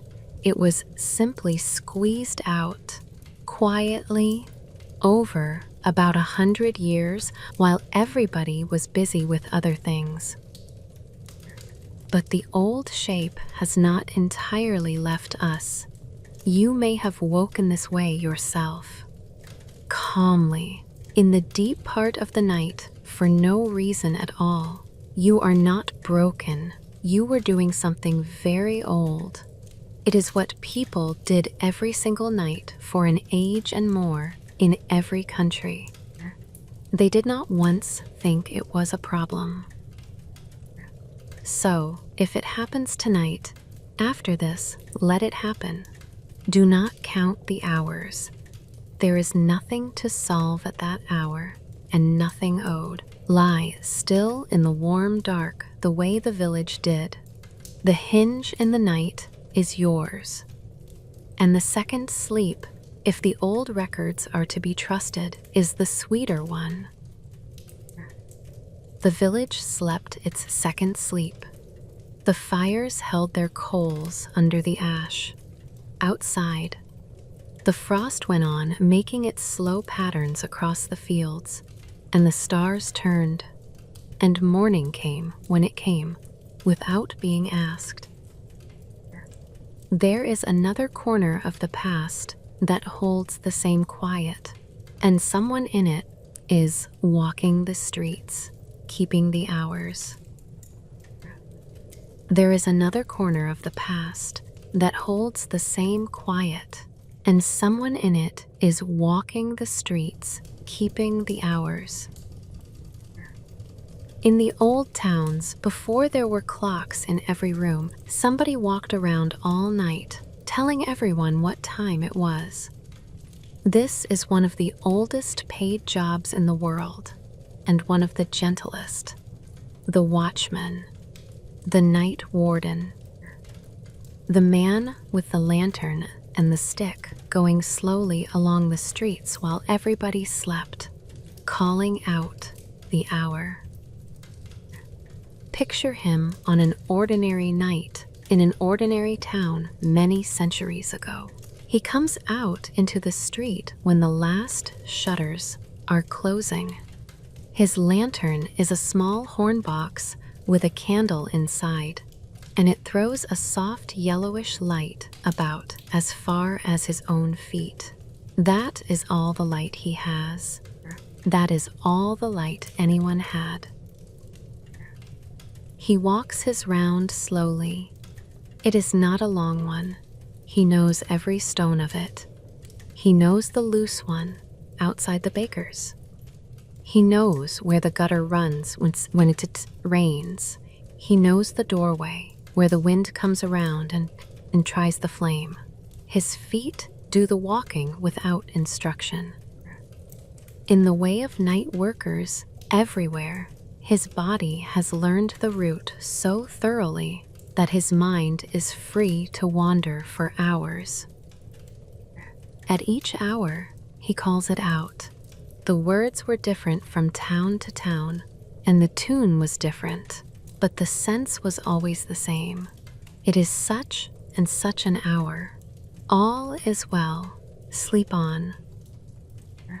That is worth hearing again. All is well. Sleep on. This was a man paid to walk through the dark. Several times a night he told sleeping people out loud that everything was all right. He told them they could stay asleep. It is not hard to see why the job existed. It is not the whole of it, though. It is worth noticing what the calling actually did. In every house along his round, people were lying in the dark, half awake at their hinge hour, or drifting or dreaming. And into that dark came a voice they knew, saying the hour, saying all was well. Nobody had to get up. Nobody had to check anything. The information came to them in the dark, unasked. They rolled over and went back down. There was, perhaps, a watchman in one such town who had walked his round for 30 years. He had started young, and now he was not. He knew the town in a way nobody else did, because he knew it asleep. Anyone can know a town awake. Only the night people know it at the 4th hour. Empty. Frost coming down, every shutter closed. One cat crossing the square on business of its own. The lantern itself was a small marvel of its age, though nobody would have called it that. Thin sheets of horn scraped down until the light could pass through them, set into a wooden frame around a single candle. Horn does not shatter when it is knocked, and it does not blow out in the wind, and it gives a soft yellow light that does not dazzle the eye that carries it. Somebody had worked out, well before him, exactly what a man walking all night in the dark would need. He had never once thought about who. He knew things about his neighbors that he never spoke about, because that was part of the work. He knew which window burned late and which one had gone dark early for weeks.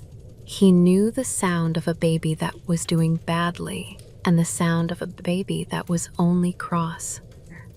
He knew, walking past, whether a house was resting easy, and he said nothing about any of it to anyone.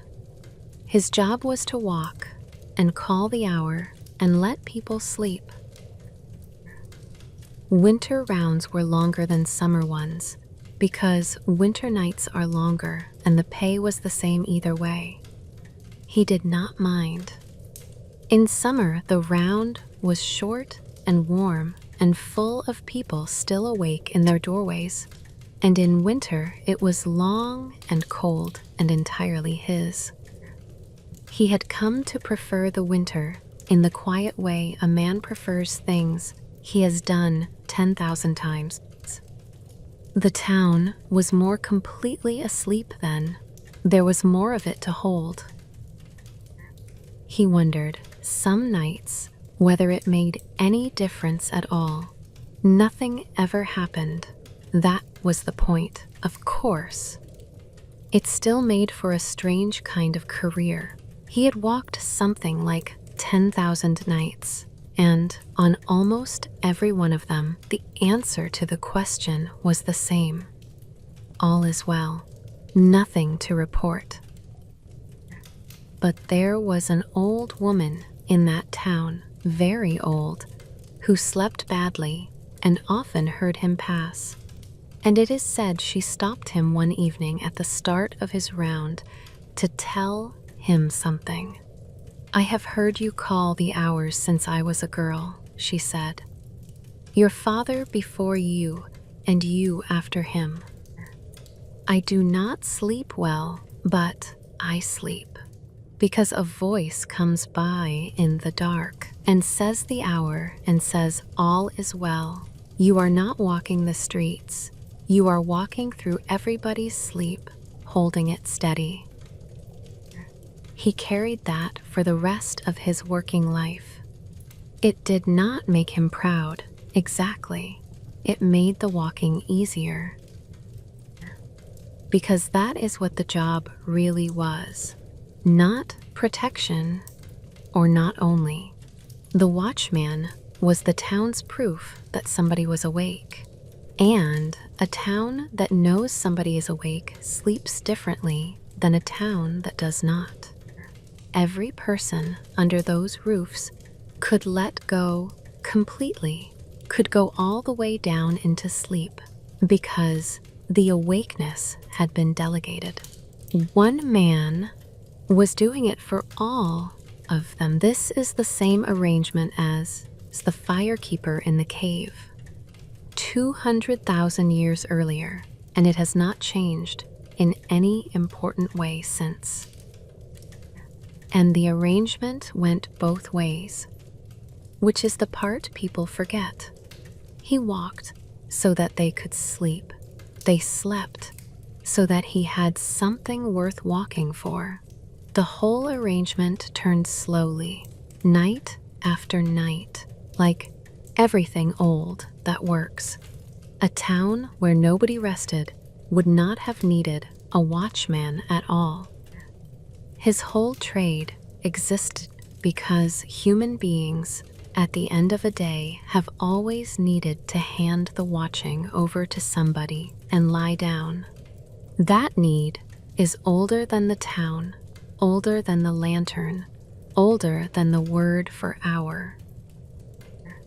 You have some version of it tonight. The locked door. The person in the next room. Whatever it is that lets you stop listening. Somebody or something is holding the watch so that you do not have to. That is why you can sleep. It is why people have always been able to sleep. There is a stillness that only arrives in the last third of a night, and he was the only person in town who ever saw it.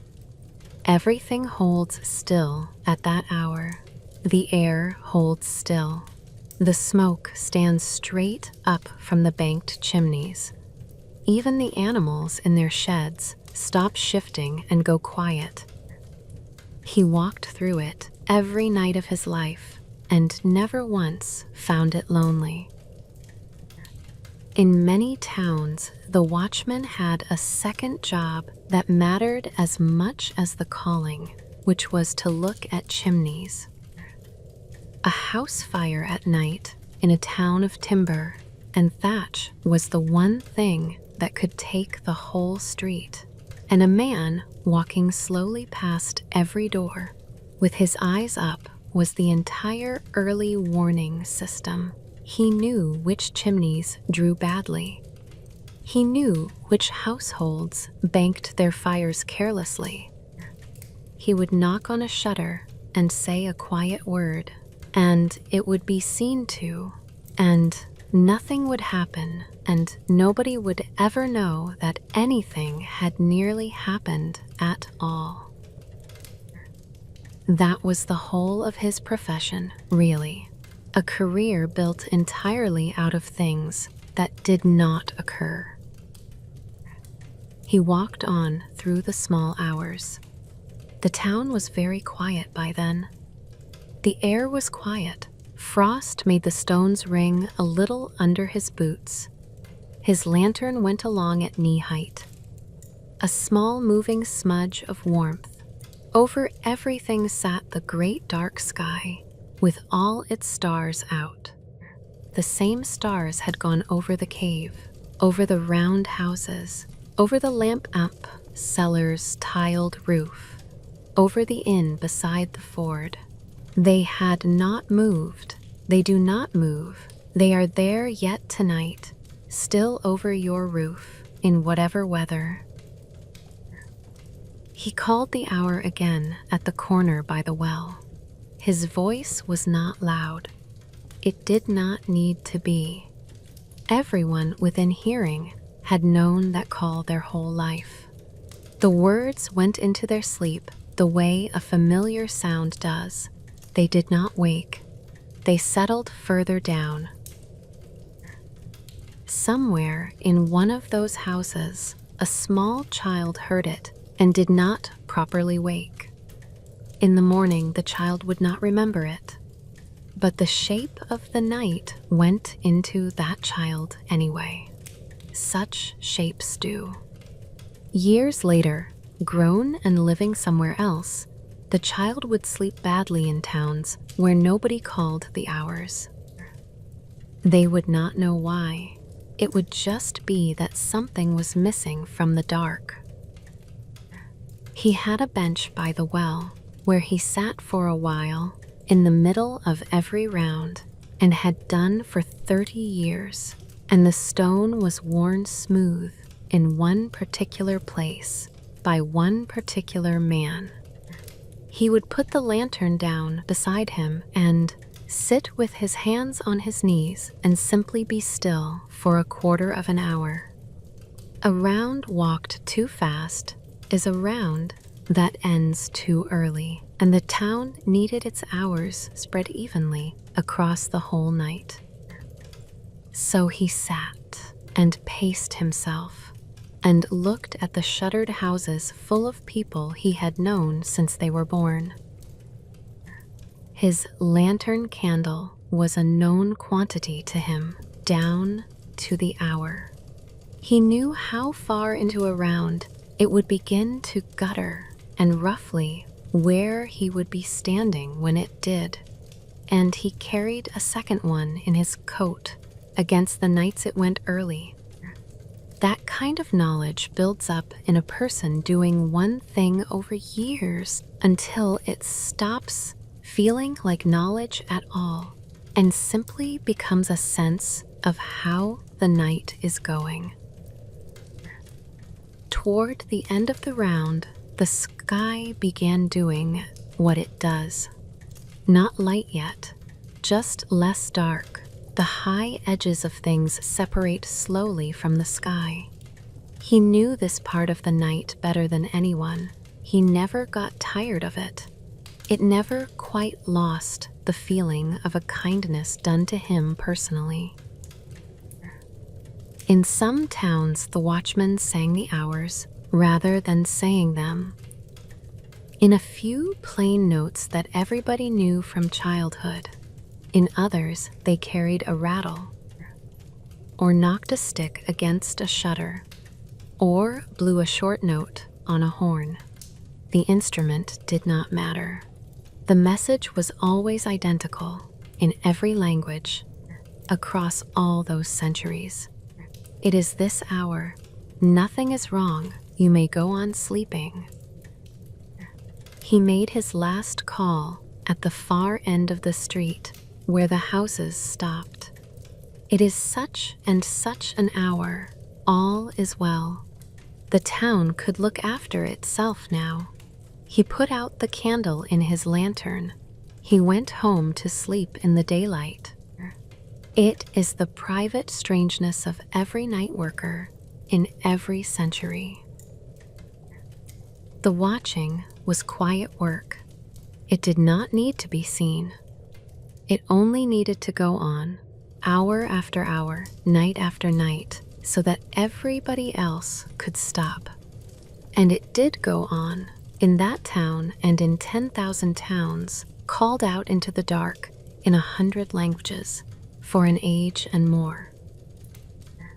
Consider now a different room in a different century, where a man is tightening the ropes of a bed. Consider now a different room in a different century, where a man is tightening the ropes of a bed. The bed had arrived by then, not in every house and not for everyone, but in enough houses that a person could make a living building them. A wooden frame with legs, holes bored through the rails, and through those holes, rope laced back and forth and across, pulled tight, making a woven platform to lie on. On top of the rope went the mattress, and on the mattress went the sleeper, and that was a bed for a very long stretch of history. It is worth pausing on how late this is. People had been sleeping for 200,000 years by the time that rope was threaded. The frame did not appear because sleep had gone wrong. Nobody looked at a good deep bed of straw and thought it was a failure. The frame appeared for slower and more practical reasons. It lifted a sleeper off a cold floor and out of the draft that runs along every floor in every house that has ever been built. It kept the bedding from the damp. It got a person up above the small crawling life of the ground. That is all. It is not the invention of comfort. Comfort was already old. It does not begin with furniture. The bed is a shelf for comfort, raised a little way into the warmer air. There was perhaps a man in a small town whose trade was making them. His shop smelled of cut wood and hemp.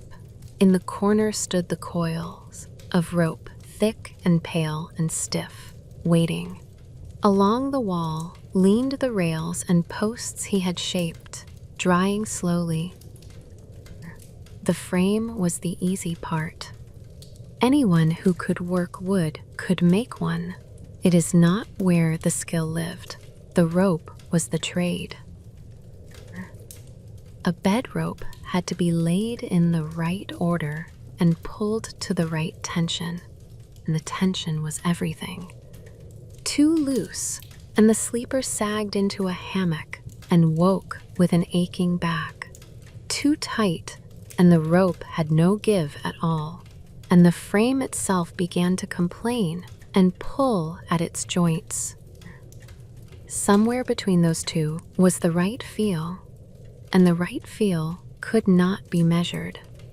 It could only be known by the hands.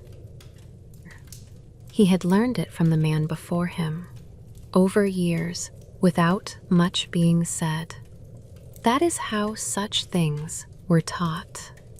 You wove, and the old man came and pressed the flat of his hand on the rope and said nothing, or grunted, or said, "Do it again." In time, your own hand learned to press and know. It is not knowledge that can be written down. Nobody ever tried. It lived in a palm. He worked in the afternoons mostly, when the light was good, threading the rope through, hauling it taut with a wooden lever, pegging it, moving to the next hole. The work had a rhythm to it, like most old work. Pull, set, move. Pull, set, peg, move. Hours of it. It was quiet work. He did not find it dull. His hands were busy and his mind was loose, and that is the whole recipe for a good working afternoon in any century. The rope itself came to him from another trade entirely, and he thought about that sometimes while he worked. Somebody had grown the hemp in a field, and somebody had cut it and redded it in water until the fibers let go of each other. And somebody had spun it, and somebody had laid the strands together into rope in a long rope walk shed on the edge of some other town. All those hands and all those slow months ending here, threaded through holes in a frame, so that a person he had never met could lie down tonight. Every ordinary object in that century had a crowd of strangers standing behind it. He delivered the beds himself in a cart and set them up in people's houses. That was the part he liked. A bed going into a house was almost always a small occasion. A young couple starting out, a grown child getting a room of their own, an old person moved down to the ground floor where the stairs would not be a trouble. He stood the frame up, laced or checked the rope, tested it with his hand, and left. And that night, somebody would lie down on his work for the first time. The mattress that went on top was somebody else's trade again, ticking, sewn tight, stuffed with whatever the household could afford, and refresh. Straw at the bottom of the scale, and chaff, dry leaves. Wool in the middle, feathers at the top, gathered handful by handful over years.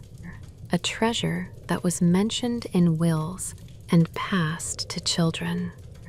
A feather bed was one of the most valuable things a modest family owned. People inherited softness. They wrote it down on paper and left it to each other. Rope stretches. This is the thing about rope. Every bed he made would slowly go slack under its sleepers over months, when lead, and would need pulling up again with a key or a lever. Every household knew how to do it. It was an ordinary chore done a few times a year, like sweeping a chimney or oiling a hinge. Somebody would kneel at the frame and haul the ropes back to tightness, one by one, and the bed would be firm again for another season. And when they were done, someone might say, half in jest, "Sleep tight," You do not need to remember where that phrase came from. It is enough to know it was once plain advice. In those houses, sleep tight meant exactly what it said. There were beds in that town that had been standing in the same corner of the same room for 3 generations. He had tightened some of them for families whose grandparents had bought them from his master. A frame outlasts its maker easily if the joints are honest and somebody keeps the ropes up. It was a quiet kind of ownership. Nobody else could see it. He liked walking through town, knowing which windows had his work behind them, and which had his master's, and which had beds older than either of them, still holding people every night without any fuss at all. Bed frames in those centuries were often made to come apart, with pegged joints that could be knocked out and the whole thing carried through a doorway in pieces. This mattered more than it sounds. A bed was among the most valuable objects a household owned, and when a family moved, the bed moved with them. It went in the cart with the pots and the chest. It was reassembled in the new room the same evening, because a family that has arrived somewhere new wants, above all else, somewhere to lie down. He had taken beds apart and put them back together in strange houses many times, and it was always the same. The frame goes up, the rope goes through, and a bare, unfamiliar room turns, in about an hour, into a place where people live. He wondered, some nights, whether he had chosen well. Other men made things that lasted: stone walls, church doors, ironwork that would outlive everybody. He made frames that racked and ropes that stretched, and every one of them needed attention forever, and none of them would be standing in 200 years. And it is said that his wife told him something one evening, hearing him say this again. Nobody wants a bed to outlive them. They want it to hold them tonight. You are not making monuments. You are making tonight, over and over for everybody in this town. You are making tonight. He turned that over for a good while, because it was true, and it is true of nearly everything in this story. The grass in the cave was renewed. The straw in the round house was renewed at every harvest. The straw in the inn was swept out and laid again. The wool in the lamp seller's mattress was aired and teased and put back. And the ropes in every bed in that town were hauled tight again, season after season, forever. Rest has never been a thing you build once. It is a thing that is made again and again by somebody quietly so that tonight can happen. That is why the bed took so long to arrive, and why its arrival changed less than we imagine. Nobody was waiting 200,000 years for a solution.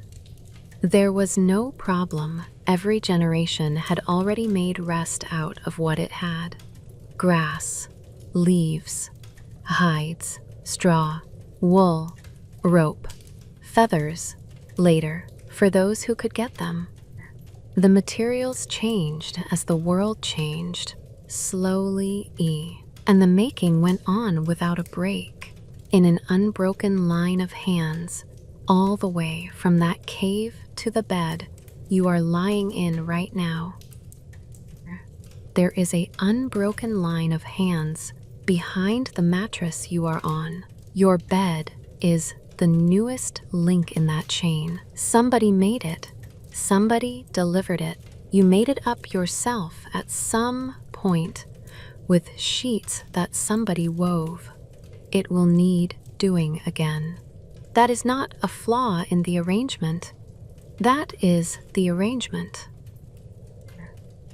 It is worth saying that he wasn't thinking about any of this while he worked. He was thinking about rope and about a delivery on the far side of town, and about whether the weather would hold. The people in this story never once thought of themselves as being in a story. That is part of why their nights were so restful. Nobody was measuring them. Nobody was going to.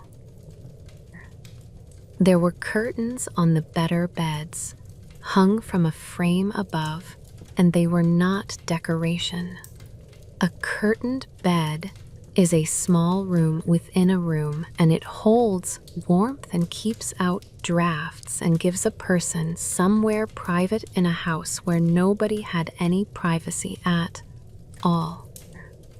Households slept many to a room in those days as a matter of course, servants and children and grandparents together, and the curtain was the only door anyone had. Pulling it closed at night was the same gesture as closing the panel on a box bed 1,000 miles north. Make the space small. Make it yours. Get inside it.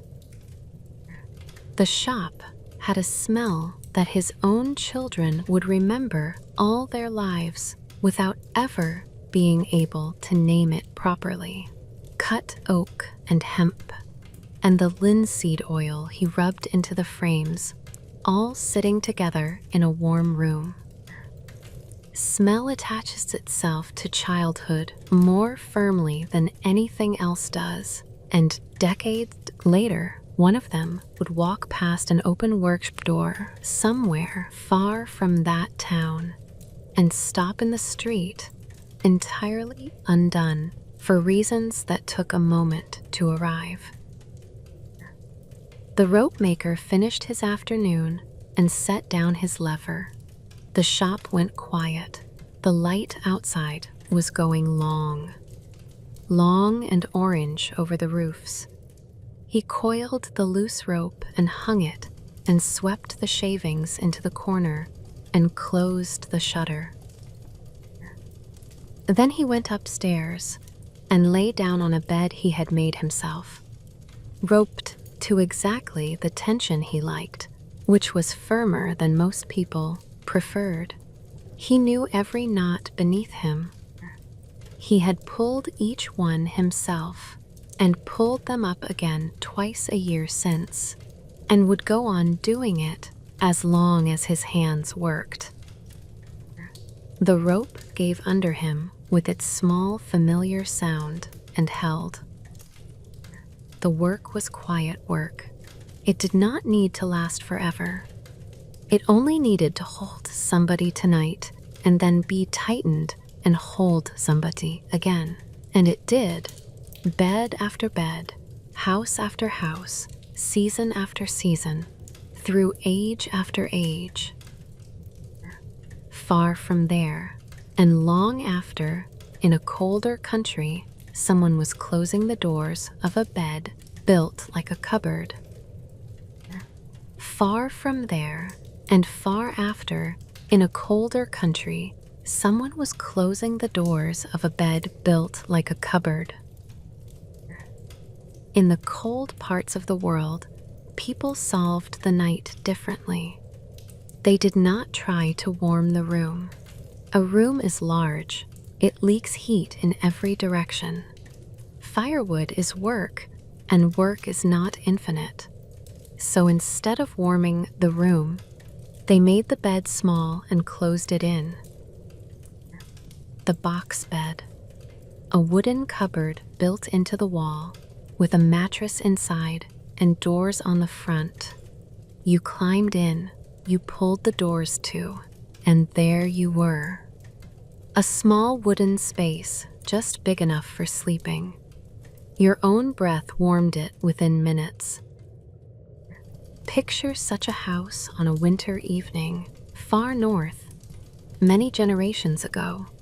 Outside, the cold is serious, not the cold of a chilly night, the kind that makes wood crack and turns the world to iron until spring. Snow is banked against the walls to the height of the windows. It helps. Snow is a blanket. Everybody up there knew it. Inside, the room is dim and low-ceilinged. In the corner stands the stove. It is a great mass of stone or tile, holding the day's fire inside it. That was the other northern answer to winter. Do not make a big blaze. Make a small one inside something enormously heavy, and let the heaviness give the warmth back slowly all night long. Those stoves were lit once and gave a mild, steady heat until morning. Sometimes people slept on shelves built right onto them. It may be the warmest place a person has ever slept. There was perhaps a family in such a house. The evening has been long and slow. Northern winter evenings are enormously long. Nobody expects anything of them. Somebody has been mending. Somebody has been carving a spoon badly. The children have been on the floor near the stove. They are in that half-play, half-doze state children get into when a room is warm. And then, without any announcement, it is time. The mother opens the doors of the box bed in the wall. Inside is straw and wool blankets and furs and the smell of the wood it is built of. She puts the smallest children in first. They will be in the middle where it is warmest. They go in half asleep. They curl up together at once like animals. That is exactly what they are being. The older children climb into the second box on the other wall. The parents will take the first one. Later, when the rest of the evening's small tasks are done. You do not need to feel closed in by this. That is the modern reflex, and it is worth putting down. A box bed is not a coffin, and nobody in that house ever thought of it that way. It is not a small prison. It is a small, warm room made for the exact size of a sleeping person. Children fought to be in the middle. People spoke of their box bed the way you might speak of a favorite chair. The mother banks the stove. She sets the kettle where it will not freeze. She checks the door, which in that country is barred against weather rather than people. Then she and her husband climb in. One of them pulls the doors closed from the inside.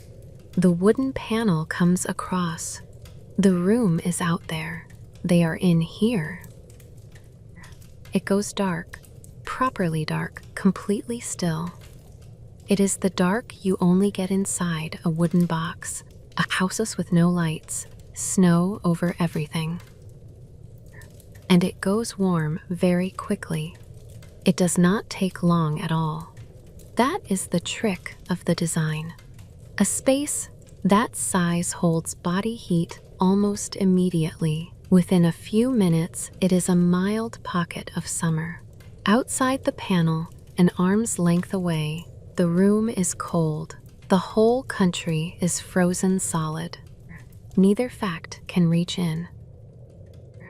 You are, in a sense, doing the same thing tonight. Your covers are a smaller version of the same idea. A person-sized, warm space, closed against a colder world. It works because bodies make heat, and heat can be kept. Everybody has always known this.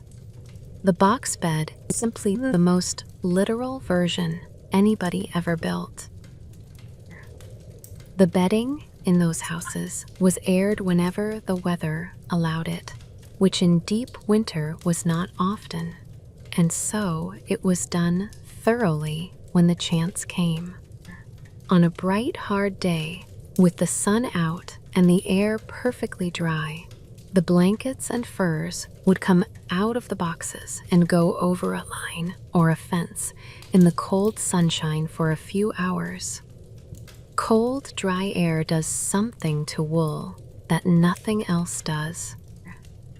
The bedding came back in stiff and sweet smelling, and somehow lighter, and that night everybody slept a little better without quite being able to say why. Some of those beds were built with a low step in front and a chest beneath, so that the whole wall of the room became a single piece of furniture, holding a family's clothes underneath and the family itself above. Space was not wasted in a northern house. Every surface had two uses. The bench along the wall was also a bed for whoever came to stay. The lid of the chest was also a table. The shelf on the stove was also the warmest sleeping place in the building, and it went to whoever was oldest or smallest or most in need of it that particular week, without anyone ever writing the rule down. He wondered, some winters, whether the life was too small. Some was small. The village was small. The winter was long, and the same and long. Somewhere out there were cities and ships. Countries where the snow did not come. He would never see any of them.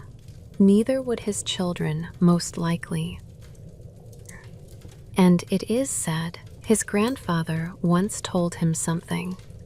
It came from inside a box bed, just like this one.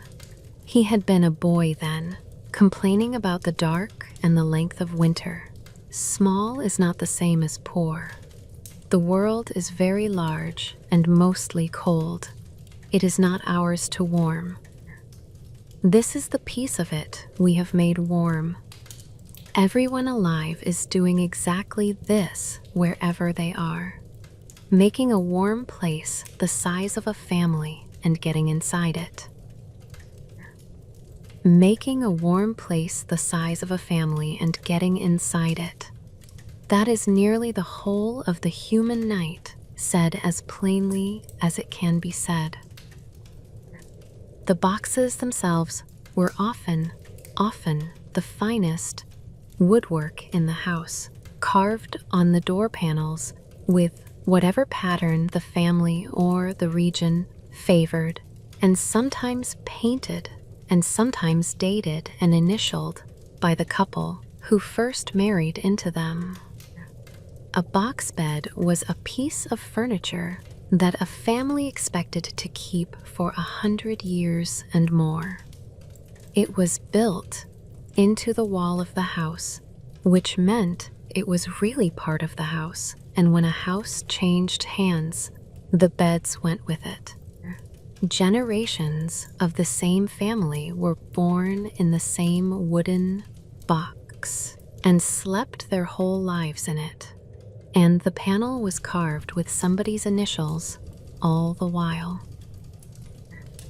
In the dark of the box, the children were already gone, the particular fast, heavy sleep of children who have been warm and fed and slightly bored all evening. The wool was rough and good. The straw beneath had been changed at the last harvest. It still had a faint, dry sweetness. Outside the panel, the house went about its cold business. The ticked. It gave up its heat by degrees. The air in the room grew still and cold. Somewhere in the roof, the timbers contracted and made a single sharp sound and were quiet again. The snow went on falling, or had stopped. Nobody in the box knew which. It did not matter until morning. That is worth resting on. Inside the box bed, there was no information, no window, no clock, no way to know the weather or the hour or anything at all about the state of the world. And rather than being frightening, this was the entire point. The box bed was a place where the world could not report to you. Whatever was happening out there was not yours until you opened the doors.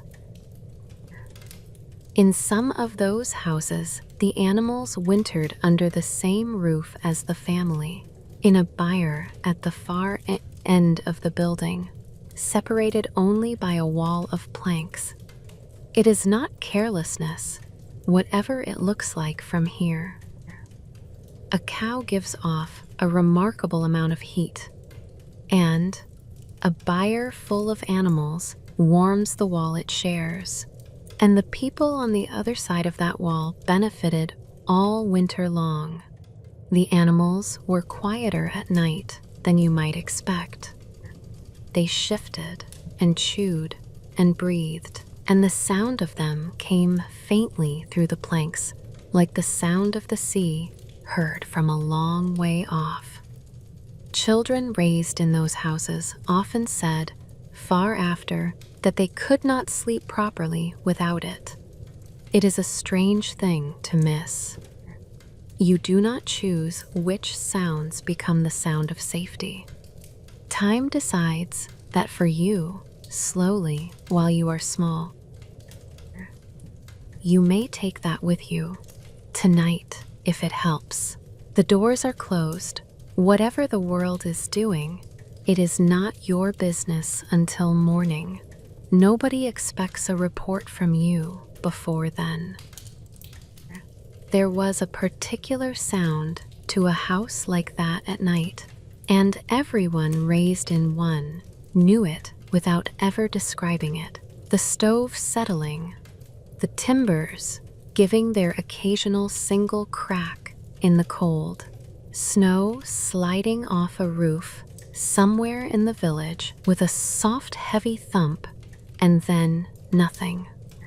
The sounds were few and far apart, and between them lay great stretches of the deepest quiet a person can be inside of, the quiet of a landscape under snow with no engine anywhere in it for 100 miles. On the very coldest nights of the year, when the frost cracked in the walls, the family would sometimes all go into the one box together, rather than spread across two, simply because more bodies make more heat, and the arithmetic of a cold night is not complicated. Nobody minded the crowding. It was warm, and it was over by spring, and there is a kind of animal comfort in a heap of people, breathing in the dark that no one who has felt it ever forgets. Children who grew up that way remembered it afterward as the safest they had ever been. The doors of those beds were rarely closed the whole way. Most families left a hand's width open or a finger's width, and this was not about air so much as about hearing. A mother wants to hear a child 2 boxes over. A householder wants to hear the stove. Shut it entirely, and the wooden panel takes away the whole room. And most people, it turned out, wanted just a thread of the room left to them while they went under. The parents slept. The stove ticked. The house held. The snow lay over the roof, thick and insulating, doing its own quiet work of keeping the warmth in.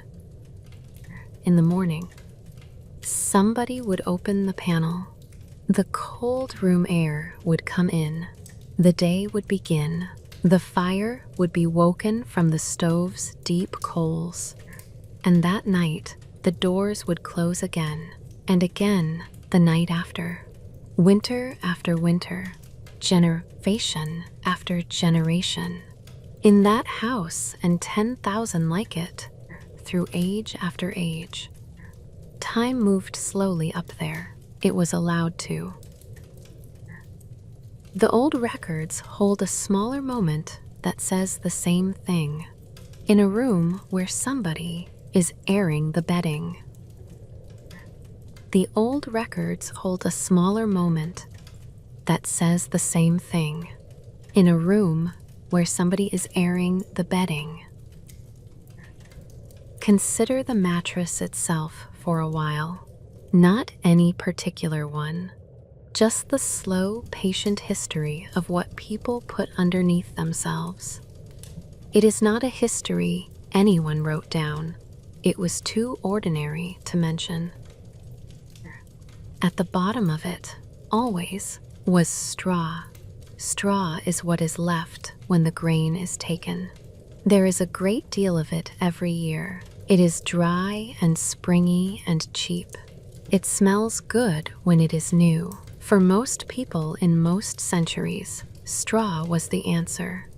A sack of coarse cloth, stuffed full, laid on the floor or on boards or on rope. That was the bed of the majority of human beings for a very long stretch of time. Straw packs down. It is not a serious fault. It is its only one. After some weeks of sleeping, the springiness goes out of it, and it lies flat and dense. So it was shaken. Somebody would take the sack out and beat it, turn it. Work the straw loose again by hand. It came back most of the way. Once or twice a year, the old straw came out altogether. Fresh straw went in.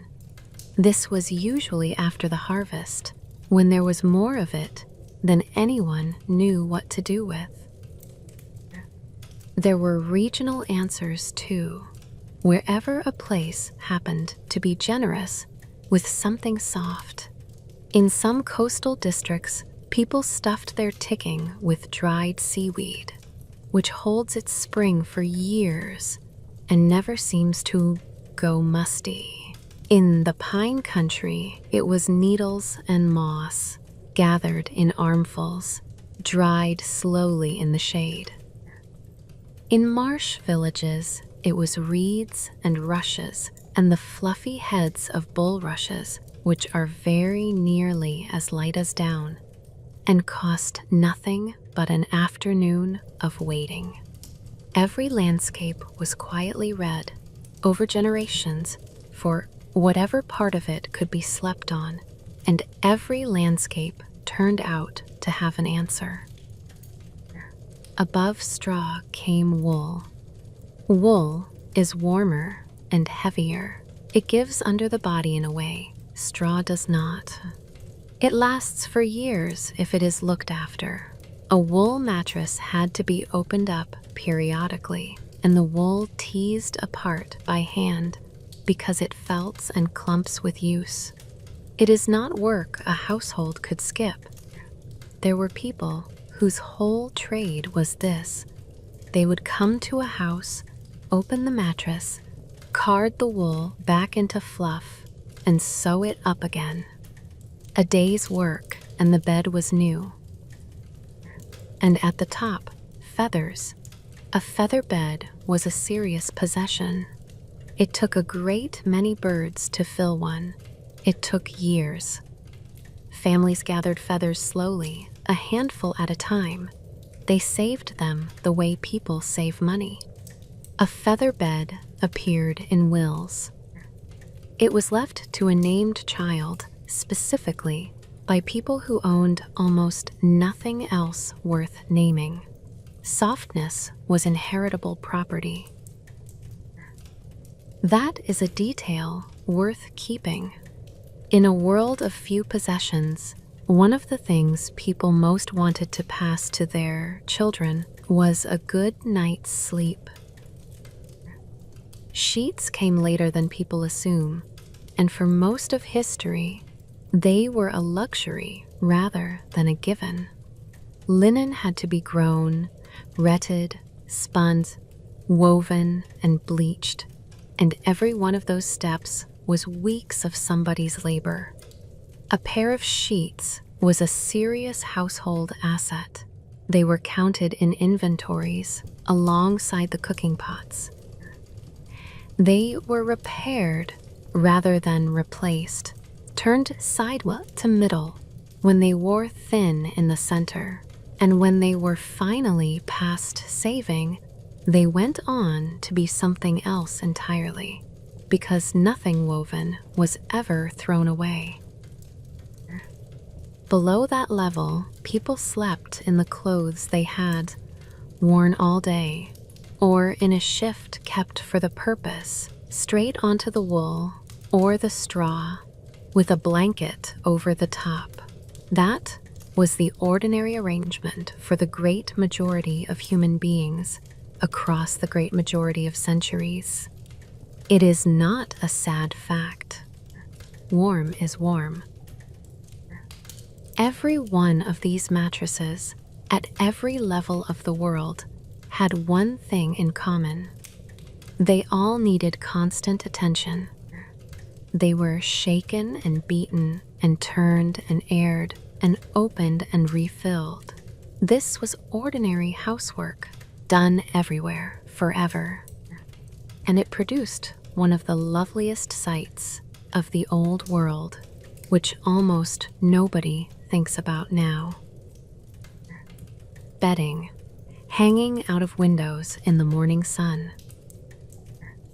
In some countries, this became so settled a custom that it acquired its own etiquette with proper days for it. Right and a wrong way to drape a quilt over a rail. Neighbors noticed each other's bedding and drew conclusions from it, the way neighbors will. A household with its wool out on the first fine day, after a long wet spell, had its affairs in order. Everyone understood that.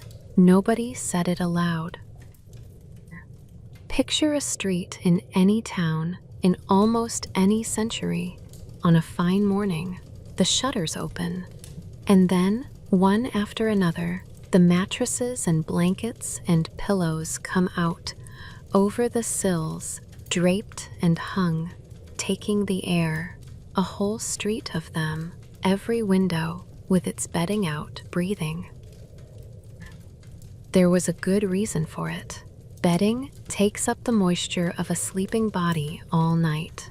It has to give that moisture back. If it does not, it goes damp and heavy and cold. Sun and moving air do the work. A few hours out, and the whole thing comes back dry and light and warm from the sun, and smelling faintly of outside.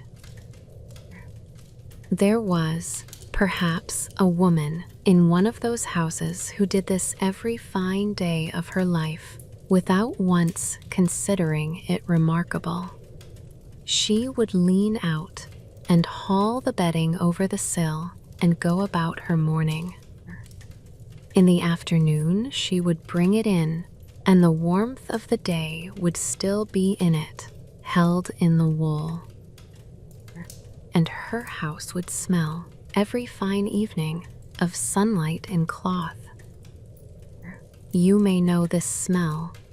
It has not gone out of the world.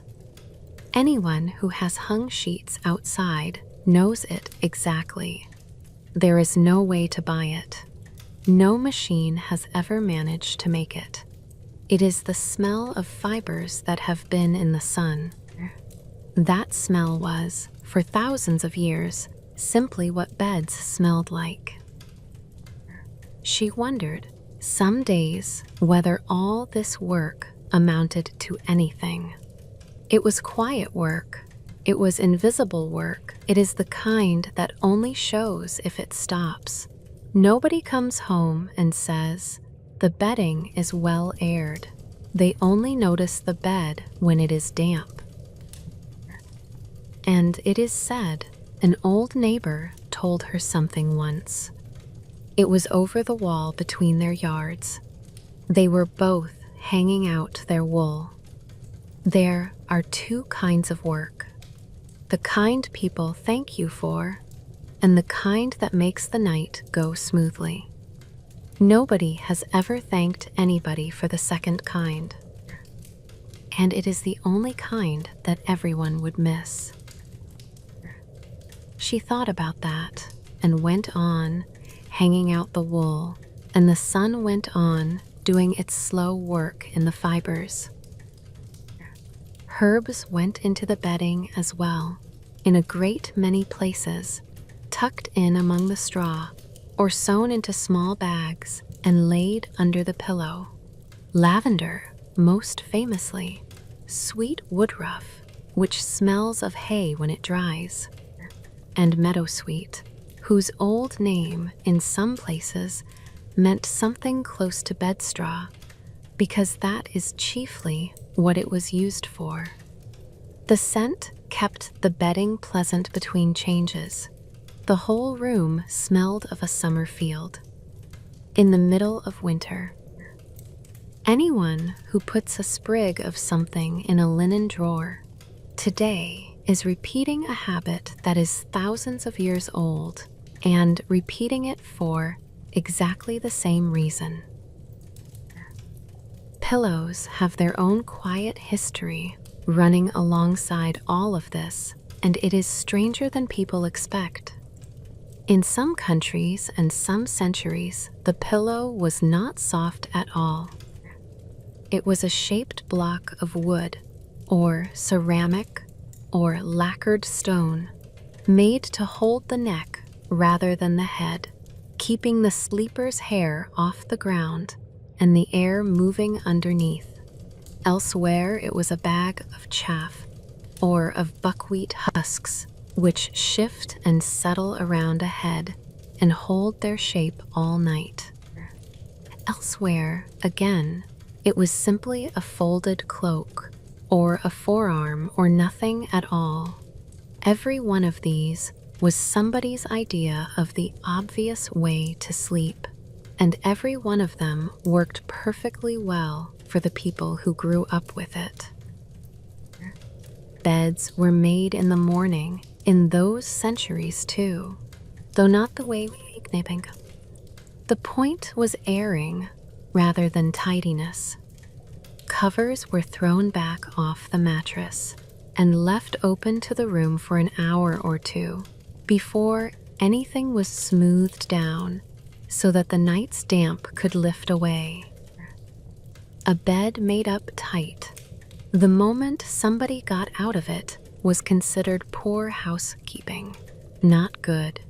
The neatness came later, at the end of the morning, once the wool had breathed.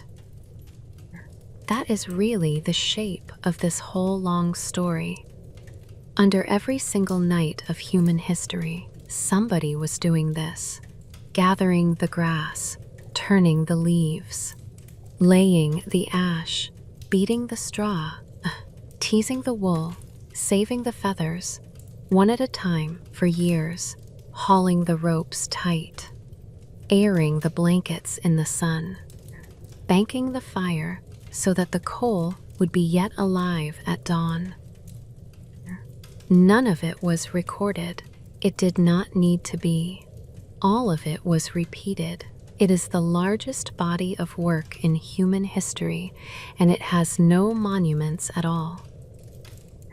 And every scrap of it was aimed at the same small target, that tonight, when the light goes, a tired person can lie down on something soft and dry and warm in a place that is theirs and let go. That is what people were doing for 200,000 years, while the bed had not been invented yet. They were not waiting. They were working on the same problem the whole time, mostly solving it, too, in 10,000 different ways, out of whatever the land gave them. The bed, when it came, joined a very unbroken line of solutions. It is not the beginning of the story. It did not begin anything. The bedding came in from the sills as the afternoon cooled, the rooms filled with the smell of sun-warmed wool. That night, all along that street, people lay down on bedding that had been out in the light. They did not think about it at all. They slept. The work was quiet work. It did not need noticing. It only needed to be done again and again and again so that every night could be good. And it was done in every house, in every century, by hands nobody remembers, through age after age. There is one last corner of the past to visit, and it is the one that has been above every scene in this whole night. There is another corner of the past that holds the same quiet, and it is floating.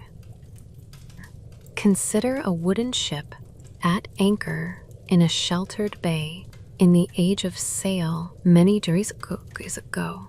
The day's work is done. The sails are furled and gasketed. The anchor is down and holding. The ship has swung around on her cable to face the tide. Ships always do.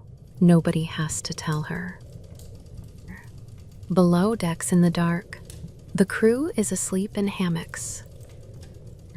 The hammock is one of the finest sleeping arrangements anybody has ever come up with, and hardly anyone uses it now. It came to sailing ships from the islands. People there had slept in slung nets of woven bark and cotton for ages before any ship arrived. Sailors saw them. They understood at once. They took the idea to sea. Within a generation, it was standard in every navy afloat. The reason is simple, and anyone who has been on a boat knows it. A ship moves. A bunk moves with the ship. It rolls a sleeper against the side all night. A hammock does not. It hangs from 2 points. It stays more or less level while the world tilts slowly around it. The sleeper does not feel the roll. The ship leans. The hammock stays. The man in it sleeps through weather that would throw him out of a bed. Picture the space they slept in. A low deck, dark, with the beams close overhead. Rows of hammocks slung from hooks in the timbers, each one a body's width apart. Packed so tight, a man turned sideways to walk between them. It sounds unbearable. It was not. It was warm. It was enclosed. It was full of the breathing of people who worked beside you all day. The whole deck swung together, gently, all night, in the same rhythm. There was, perhaps, a young sailor on his first voyage who could not sleep at all for the first 3 nights. The noises were the trouble. A wooden ship at anchor is never silent. The timbers work against each other and creak. Water slaps the hull beside a sleeper's ear. There are a few inches of oak between. The cable groans as the tide turns her. Something taps somewhere and never stops tapping. He lay in his hammock with all of it coming at him. He was certain he would never rest at sea. He wondered what he had done. And it is said that an older hand in the next hammock told him something on about the 4th night without opening his eyes. Stop listening for what is wrong, lad. You do not know enough yet to hear it. Listen to it as one sound. It is a good ship talking to herself. When she goes quiet is when you want to worry. Listen to it as one sound. The boy tried that, and it worked. the way such advice usually does. The creaking and the tapping and the water folded into one steady noise. It was no longer 40 things. It stopped being information. It became the sound of the place he lived. Within a week, he could not sleep ashore at all. A still bed in a silent room felt wrong to him. That is the thing about the sounds of safety. You do not choose them. Nobody ever has. You take on whatever was around you when you were resting well, and it stays with you. A sailor's sleep in that world was broken into watches, rather than taken in one piece, 4 hours on and 4 hours off around the whole clock, which meant that a man at sea very rarely slept a full night from dark to light in all the months of a voyage.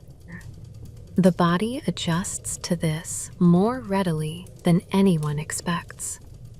Sleep taken in halves is still sleep, and the crews of those ships worked hard physical days on it for years at a stretch without ever thinking of themselves as tired men. It is only when you believe that sleep must come in one unbroken block that broken sleep begins to feel like a failure. The watch on deck kept the night. 2 or 3 men, walking slowly. They watched the anchor cable, the shore lights, the weather to windward, the same arrangement as the firekeeper in the cave. The same as the watchman calling hours in a town he had known since childhood. Some are awake, so the rest may go all the way down. The sleepers never think about it. It is not meant to be noticed. That is exactly how it works. It is not a still thing, a ship, even at anchor. The bay was still. The ship swung slowly on her cable as the tide moved beneath her. Below, the hammocks swung with her, all together. Dozens of sleeping men rocking gently in a rhythm none would remember in the morning. Each man's hammock was his own, and nobody else's, marked with his name or his number. And it went with him from ship to ship across a whole career at sea. It was very nearly the only private thing a sailor owned. Everything else on that deck was shared, or issued, or belonged to the vessel. But the canvas he slept in was his, and he mended it himself, and he knew every patch on it by feel in the dark. The hammocks were rolled and stowed at dawn, every one of them. Lashed tight, carried up, stacked along the rails. The sleeping deck became a working deck in about 4 minutes. At nightfall, the hooks came back into use. The whole deck was slung again, in the same order, in the same places. The men could have done it in complete darkness. They often did. That work was quiet work. It did not need to be seen.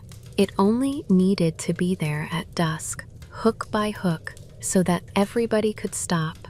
And it was there, voyage after voyage, in ship after ship, on every ocean, for a very great while.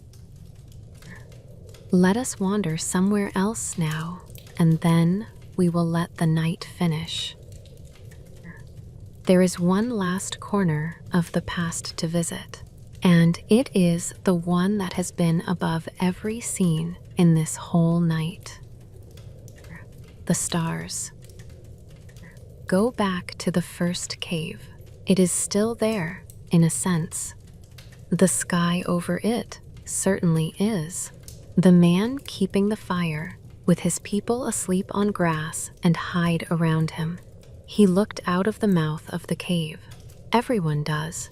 He saw a sky full of stars. Now come forward. the woman renewing the bedding. She saw them too, through the same opening, on the nights she went out to look. The family in the round house, through the smoke hole in the roof, one bright point in a circle of dark. The lamp seller on his rope frame, if he had gone up to the roof, which people did in warm countries. The travelers outside the inn, standing in the cold before going in. The village at its waking hour. Someone stepping out to see to the animals. They pause to look up. People always do. The watchman on his round, all night, every night, under the whole slow wheel of them. The family in the box bed saw none of it. The panel was closed, but the stars went over that roof, all the same, all winter, above the snow. And you, tonight, through whatever window you have, over whatever ceiling, they are there, still there, the same ones. It is not a poetic comparison. They are the same. This is the plain fact that holds this whole night together, and it is worth going slowly with, because it is easy to say and hard to actually feel. The light you see tonight left those stars far back. Some of it set out before there were cities, some before there were people. It has been traveling the entire time, through every scene we have visited. It arrives tonight. The same beam that fell on that cave is not the beam falling now, but the source is unchanged. The pattern is unchanged. Bring any one of those sleepers here. Set them in your street, show them the sky. They would know it at once. There is a particular quality to a sky seen from a world with no electric light in it anywhere, and almost nobody alive today has ever seen one. The faint band of the galaxy runs across the whole of it, bright enough to cast the very faintest shadow on snow, and the number of visible stars is not in the hundreds, but in the thousands. That sky was simply the ordinary evening view for every single person in this story, from the firekeeper to the woman hanging out her wool. And none of them ever thought to write down how beautiful it was, for the same reason that nobody writes down how the sea sounds. They knew the sky far better than we do. They had to. It was the calendar, the clock, the map. It was the only thing on the ceiling of the world. People knew which stars rose when. They knew what that meant for planting. They knew how far the night had left to run. A farmer could tell the hour by looking up, roughly, and be right. A sailor could find the way home. Anyone at all could step outside and know the season. And they named the same shapes over and over, all over the world, in cultures that never met. A great bear, a plow, a wagon, a bird. It depended on where you stood. The same 7 bright points gathered into a shape by 10,000 sets of eyes, each of them certain the shape was obvious. That is a very human thing.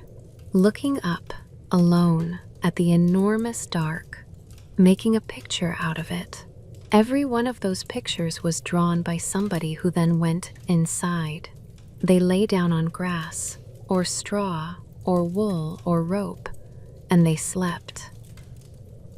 And the sky did something else for them that is easy to overlook now, which is that it made the night a known place rather than an empty one. A person who can look up and name what they see is not lost. Even in complete darkness, even far from home. The same handful of familiar shapes stood over every landscape any of them would ever cross, in every season, from childhood to old age, and they turned in the same direction, at the same unhurried pace, every single night, without one exception in a whole lifetime. There are not many things in a human life that reliable. There is one more thing the sky gave them, and it is the reason this episode ends here rather than anywhere else. The stars are the only part of any of those nights that you can still go and look at. The caves have fallen in. The round houses are grass mounds. The lamp shop is gone, and the inn and the town wall the watchman walked. Every mattress in this story rotted away within a generation of the last person who slept on it. The whole enormous soft history of human rest has left almost nothing behind at all.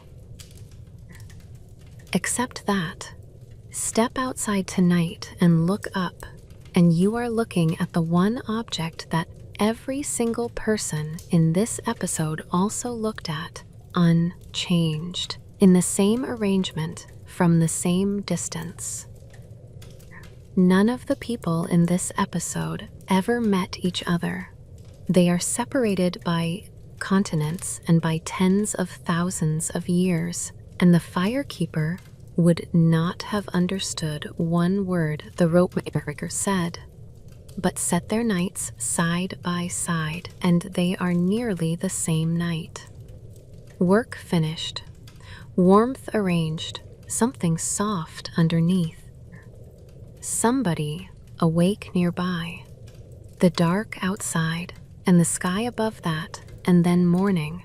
The whole species has been holding the same simple evening for its entire existence, in 10,000 languages, without ever once agreeing to. So here is the last quiet thing, and then we will let the night finish.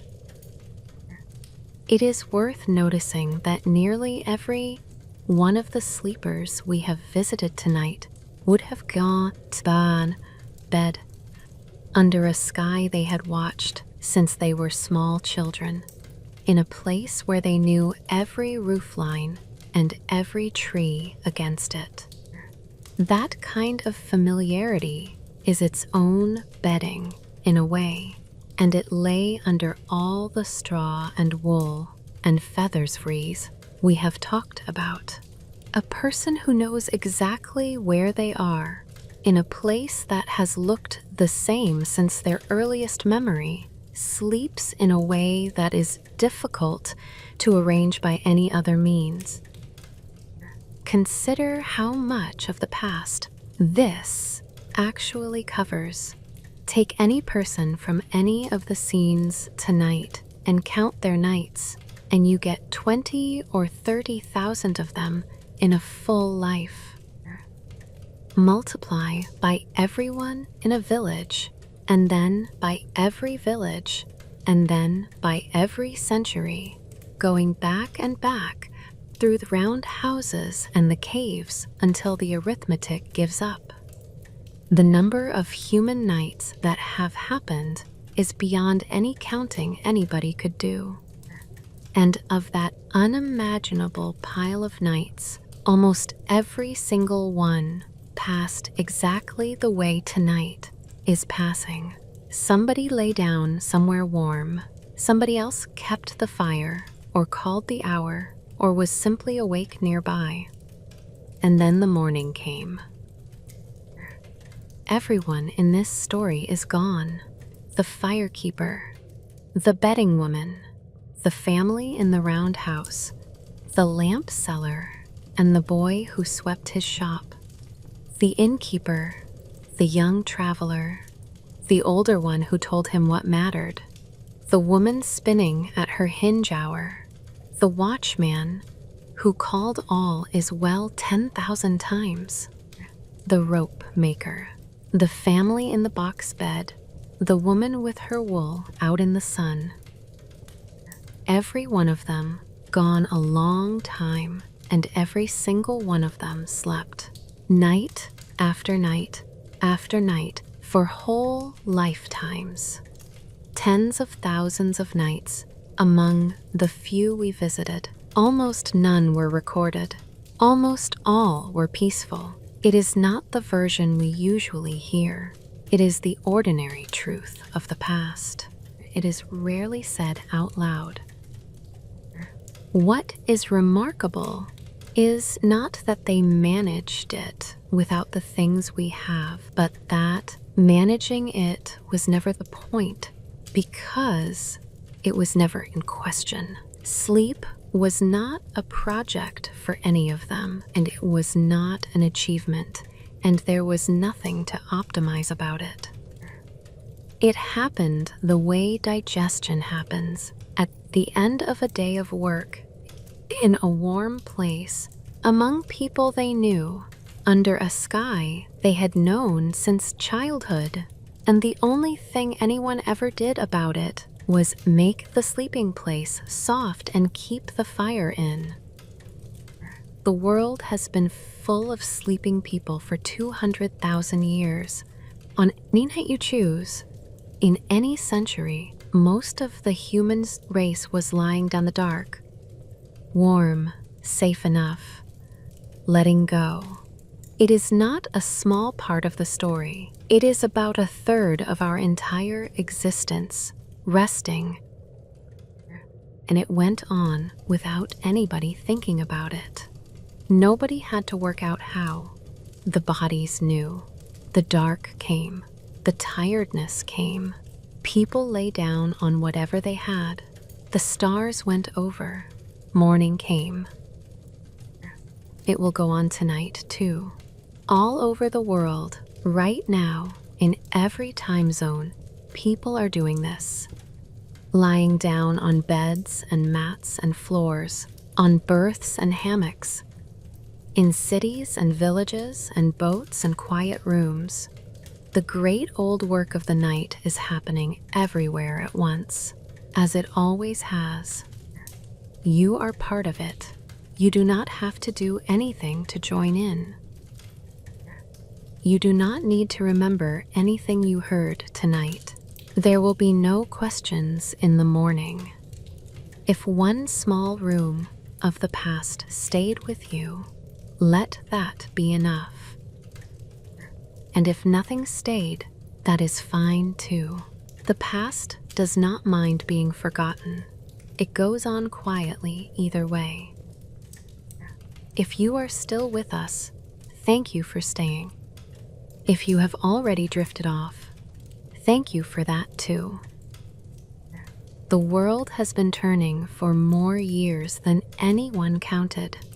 200,000 years of people lying down in the dark, and nearly all of them slept well, and none of them had to earn it. Tonight, it can turn without you. You are allowed to rest. Sleep well, and thank you for joining us here at Midnight Archive.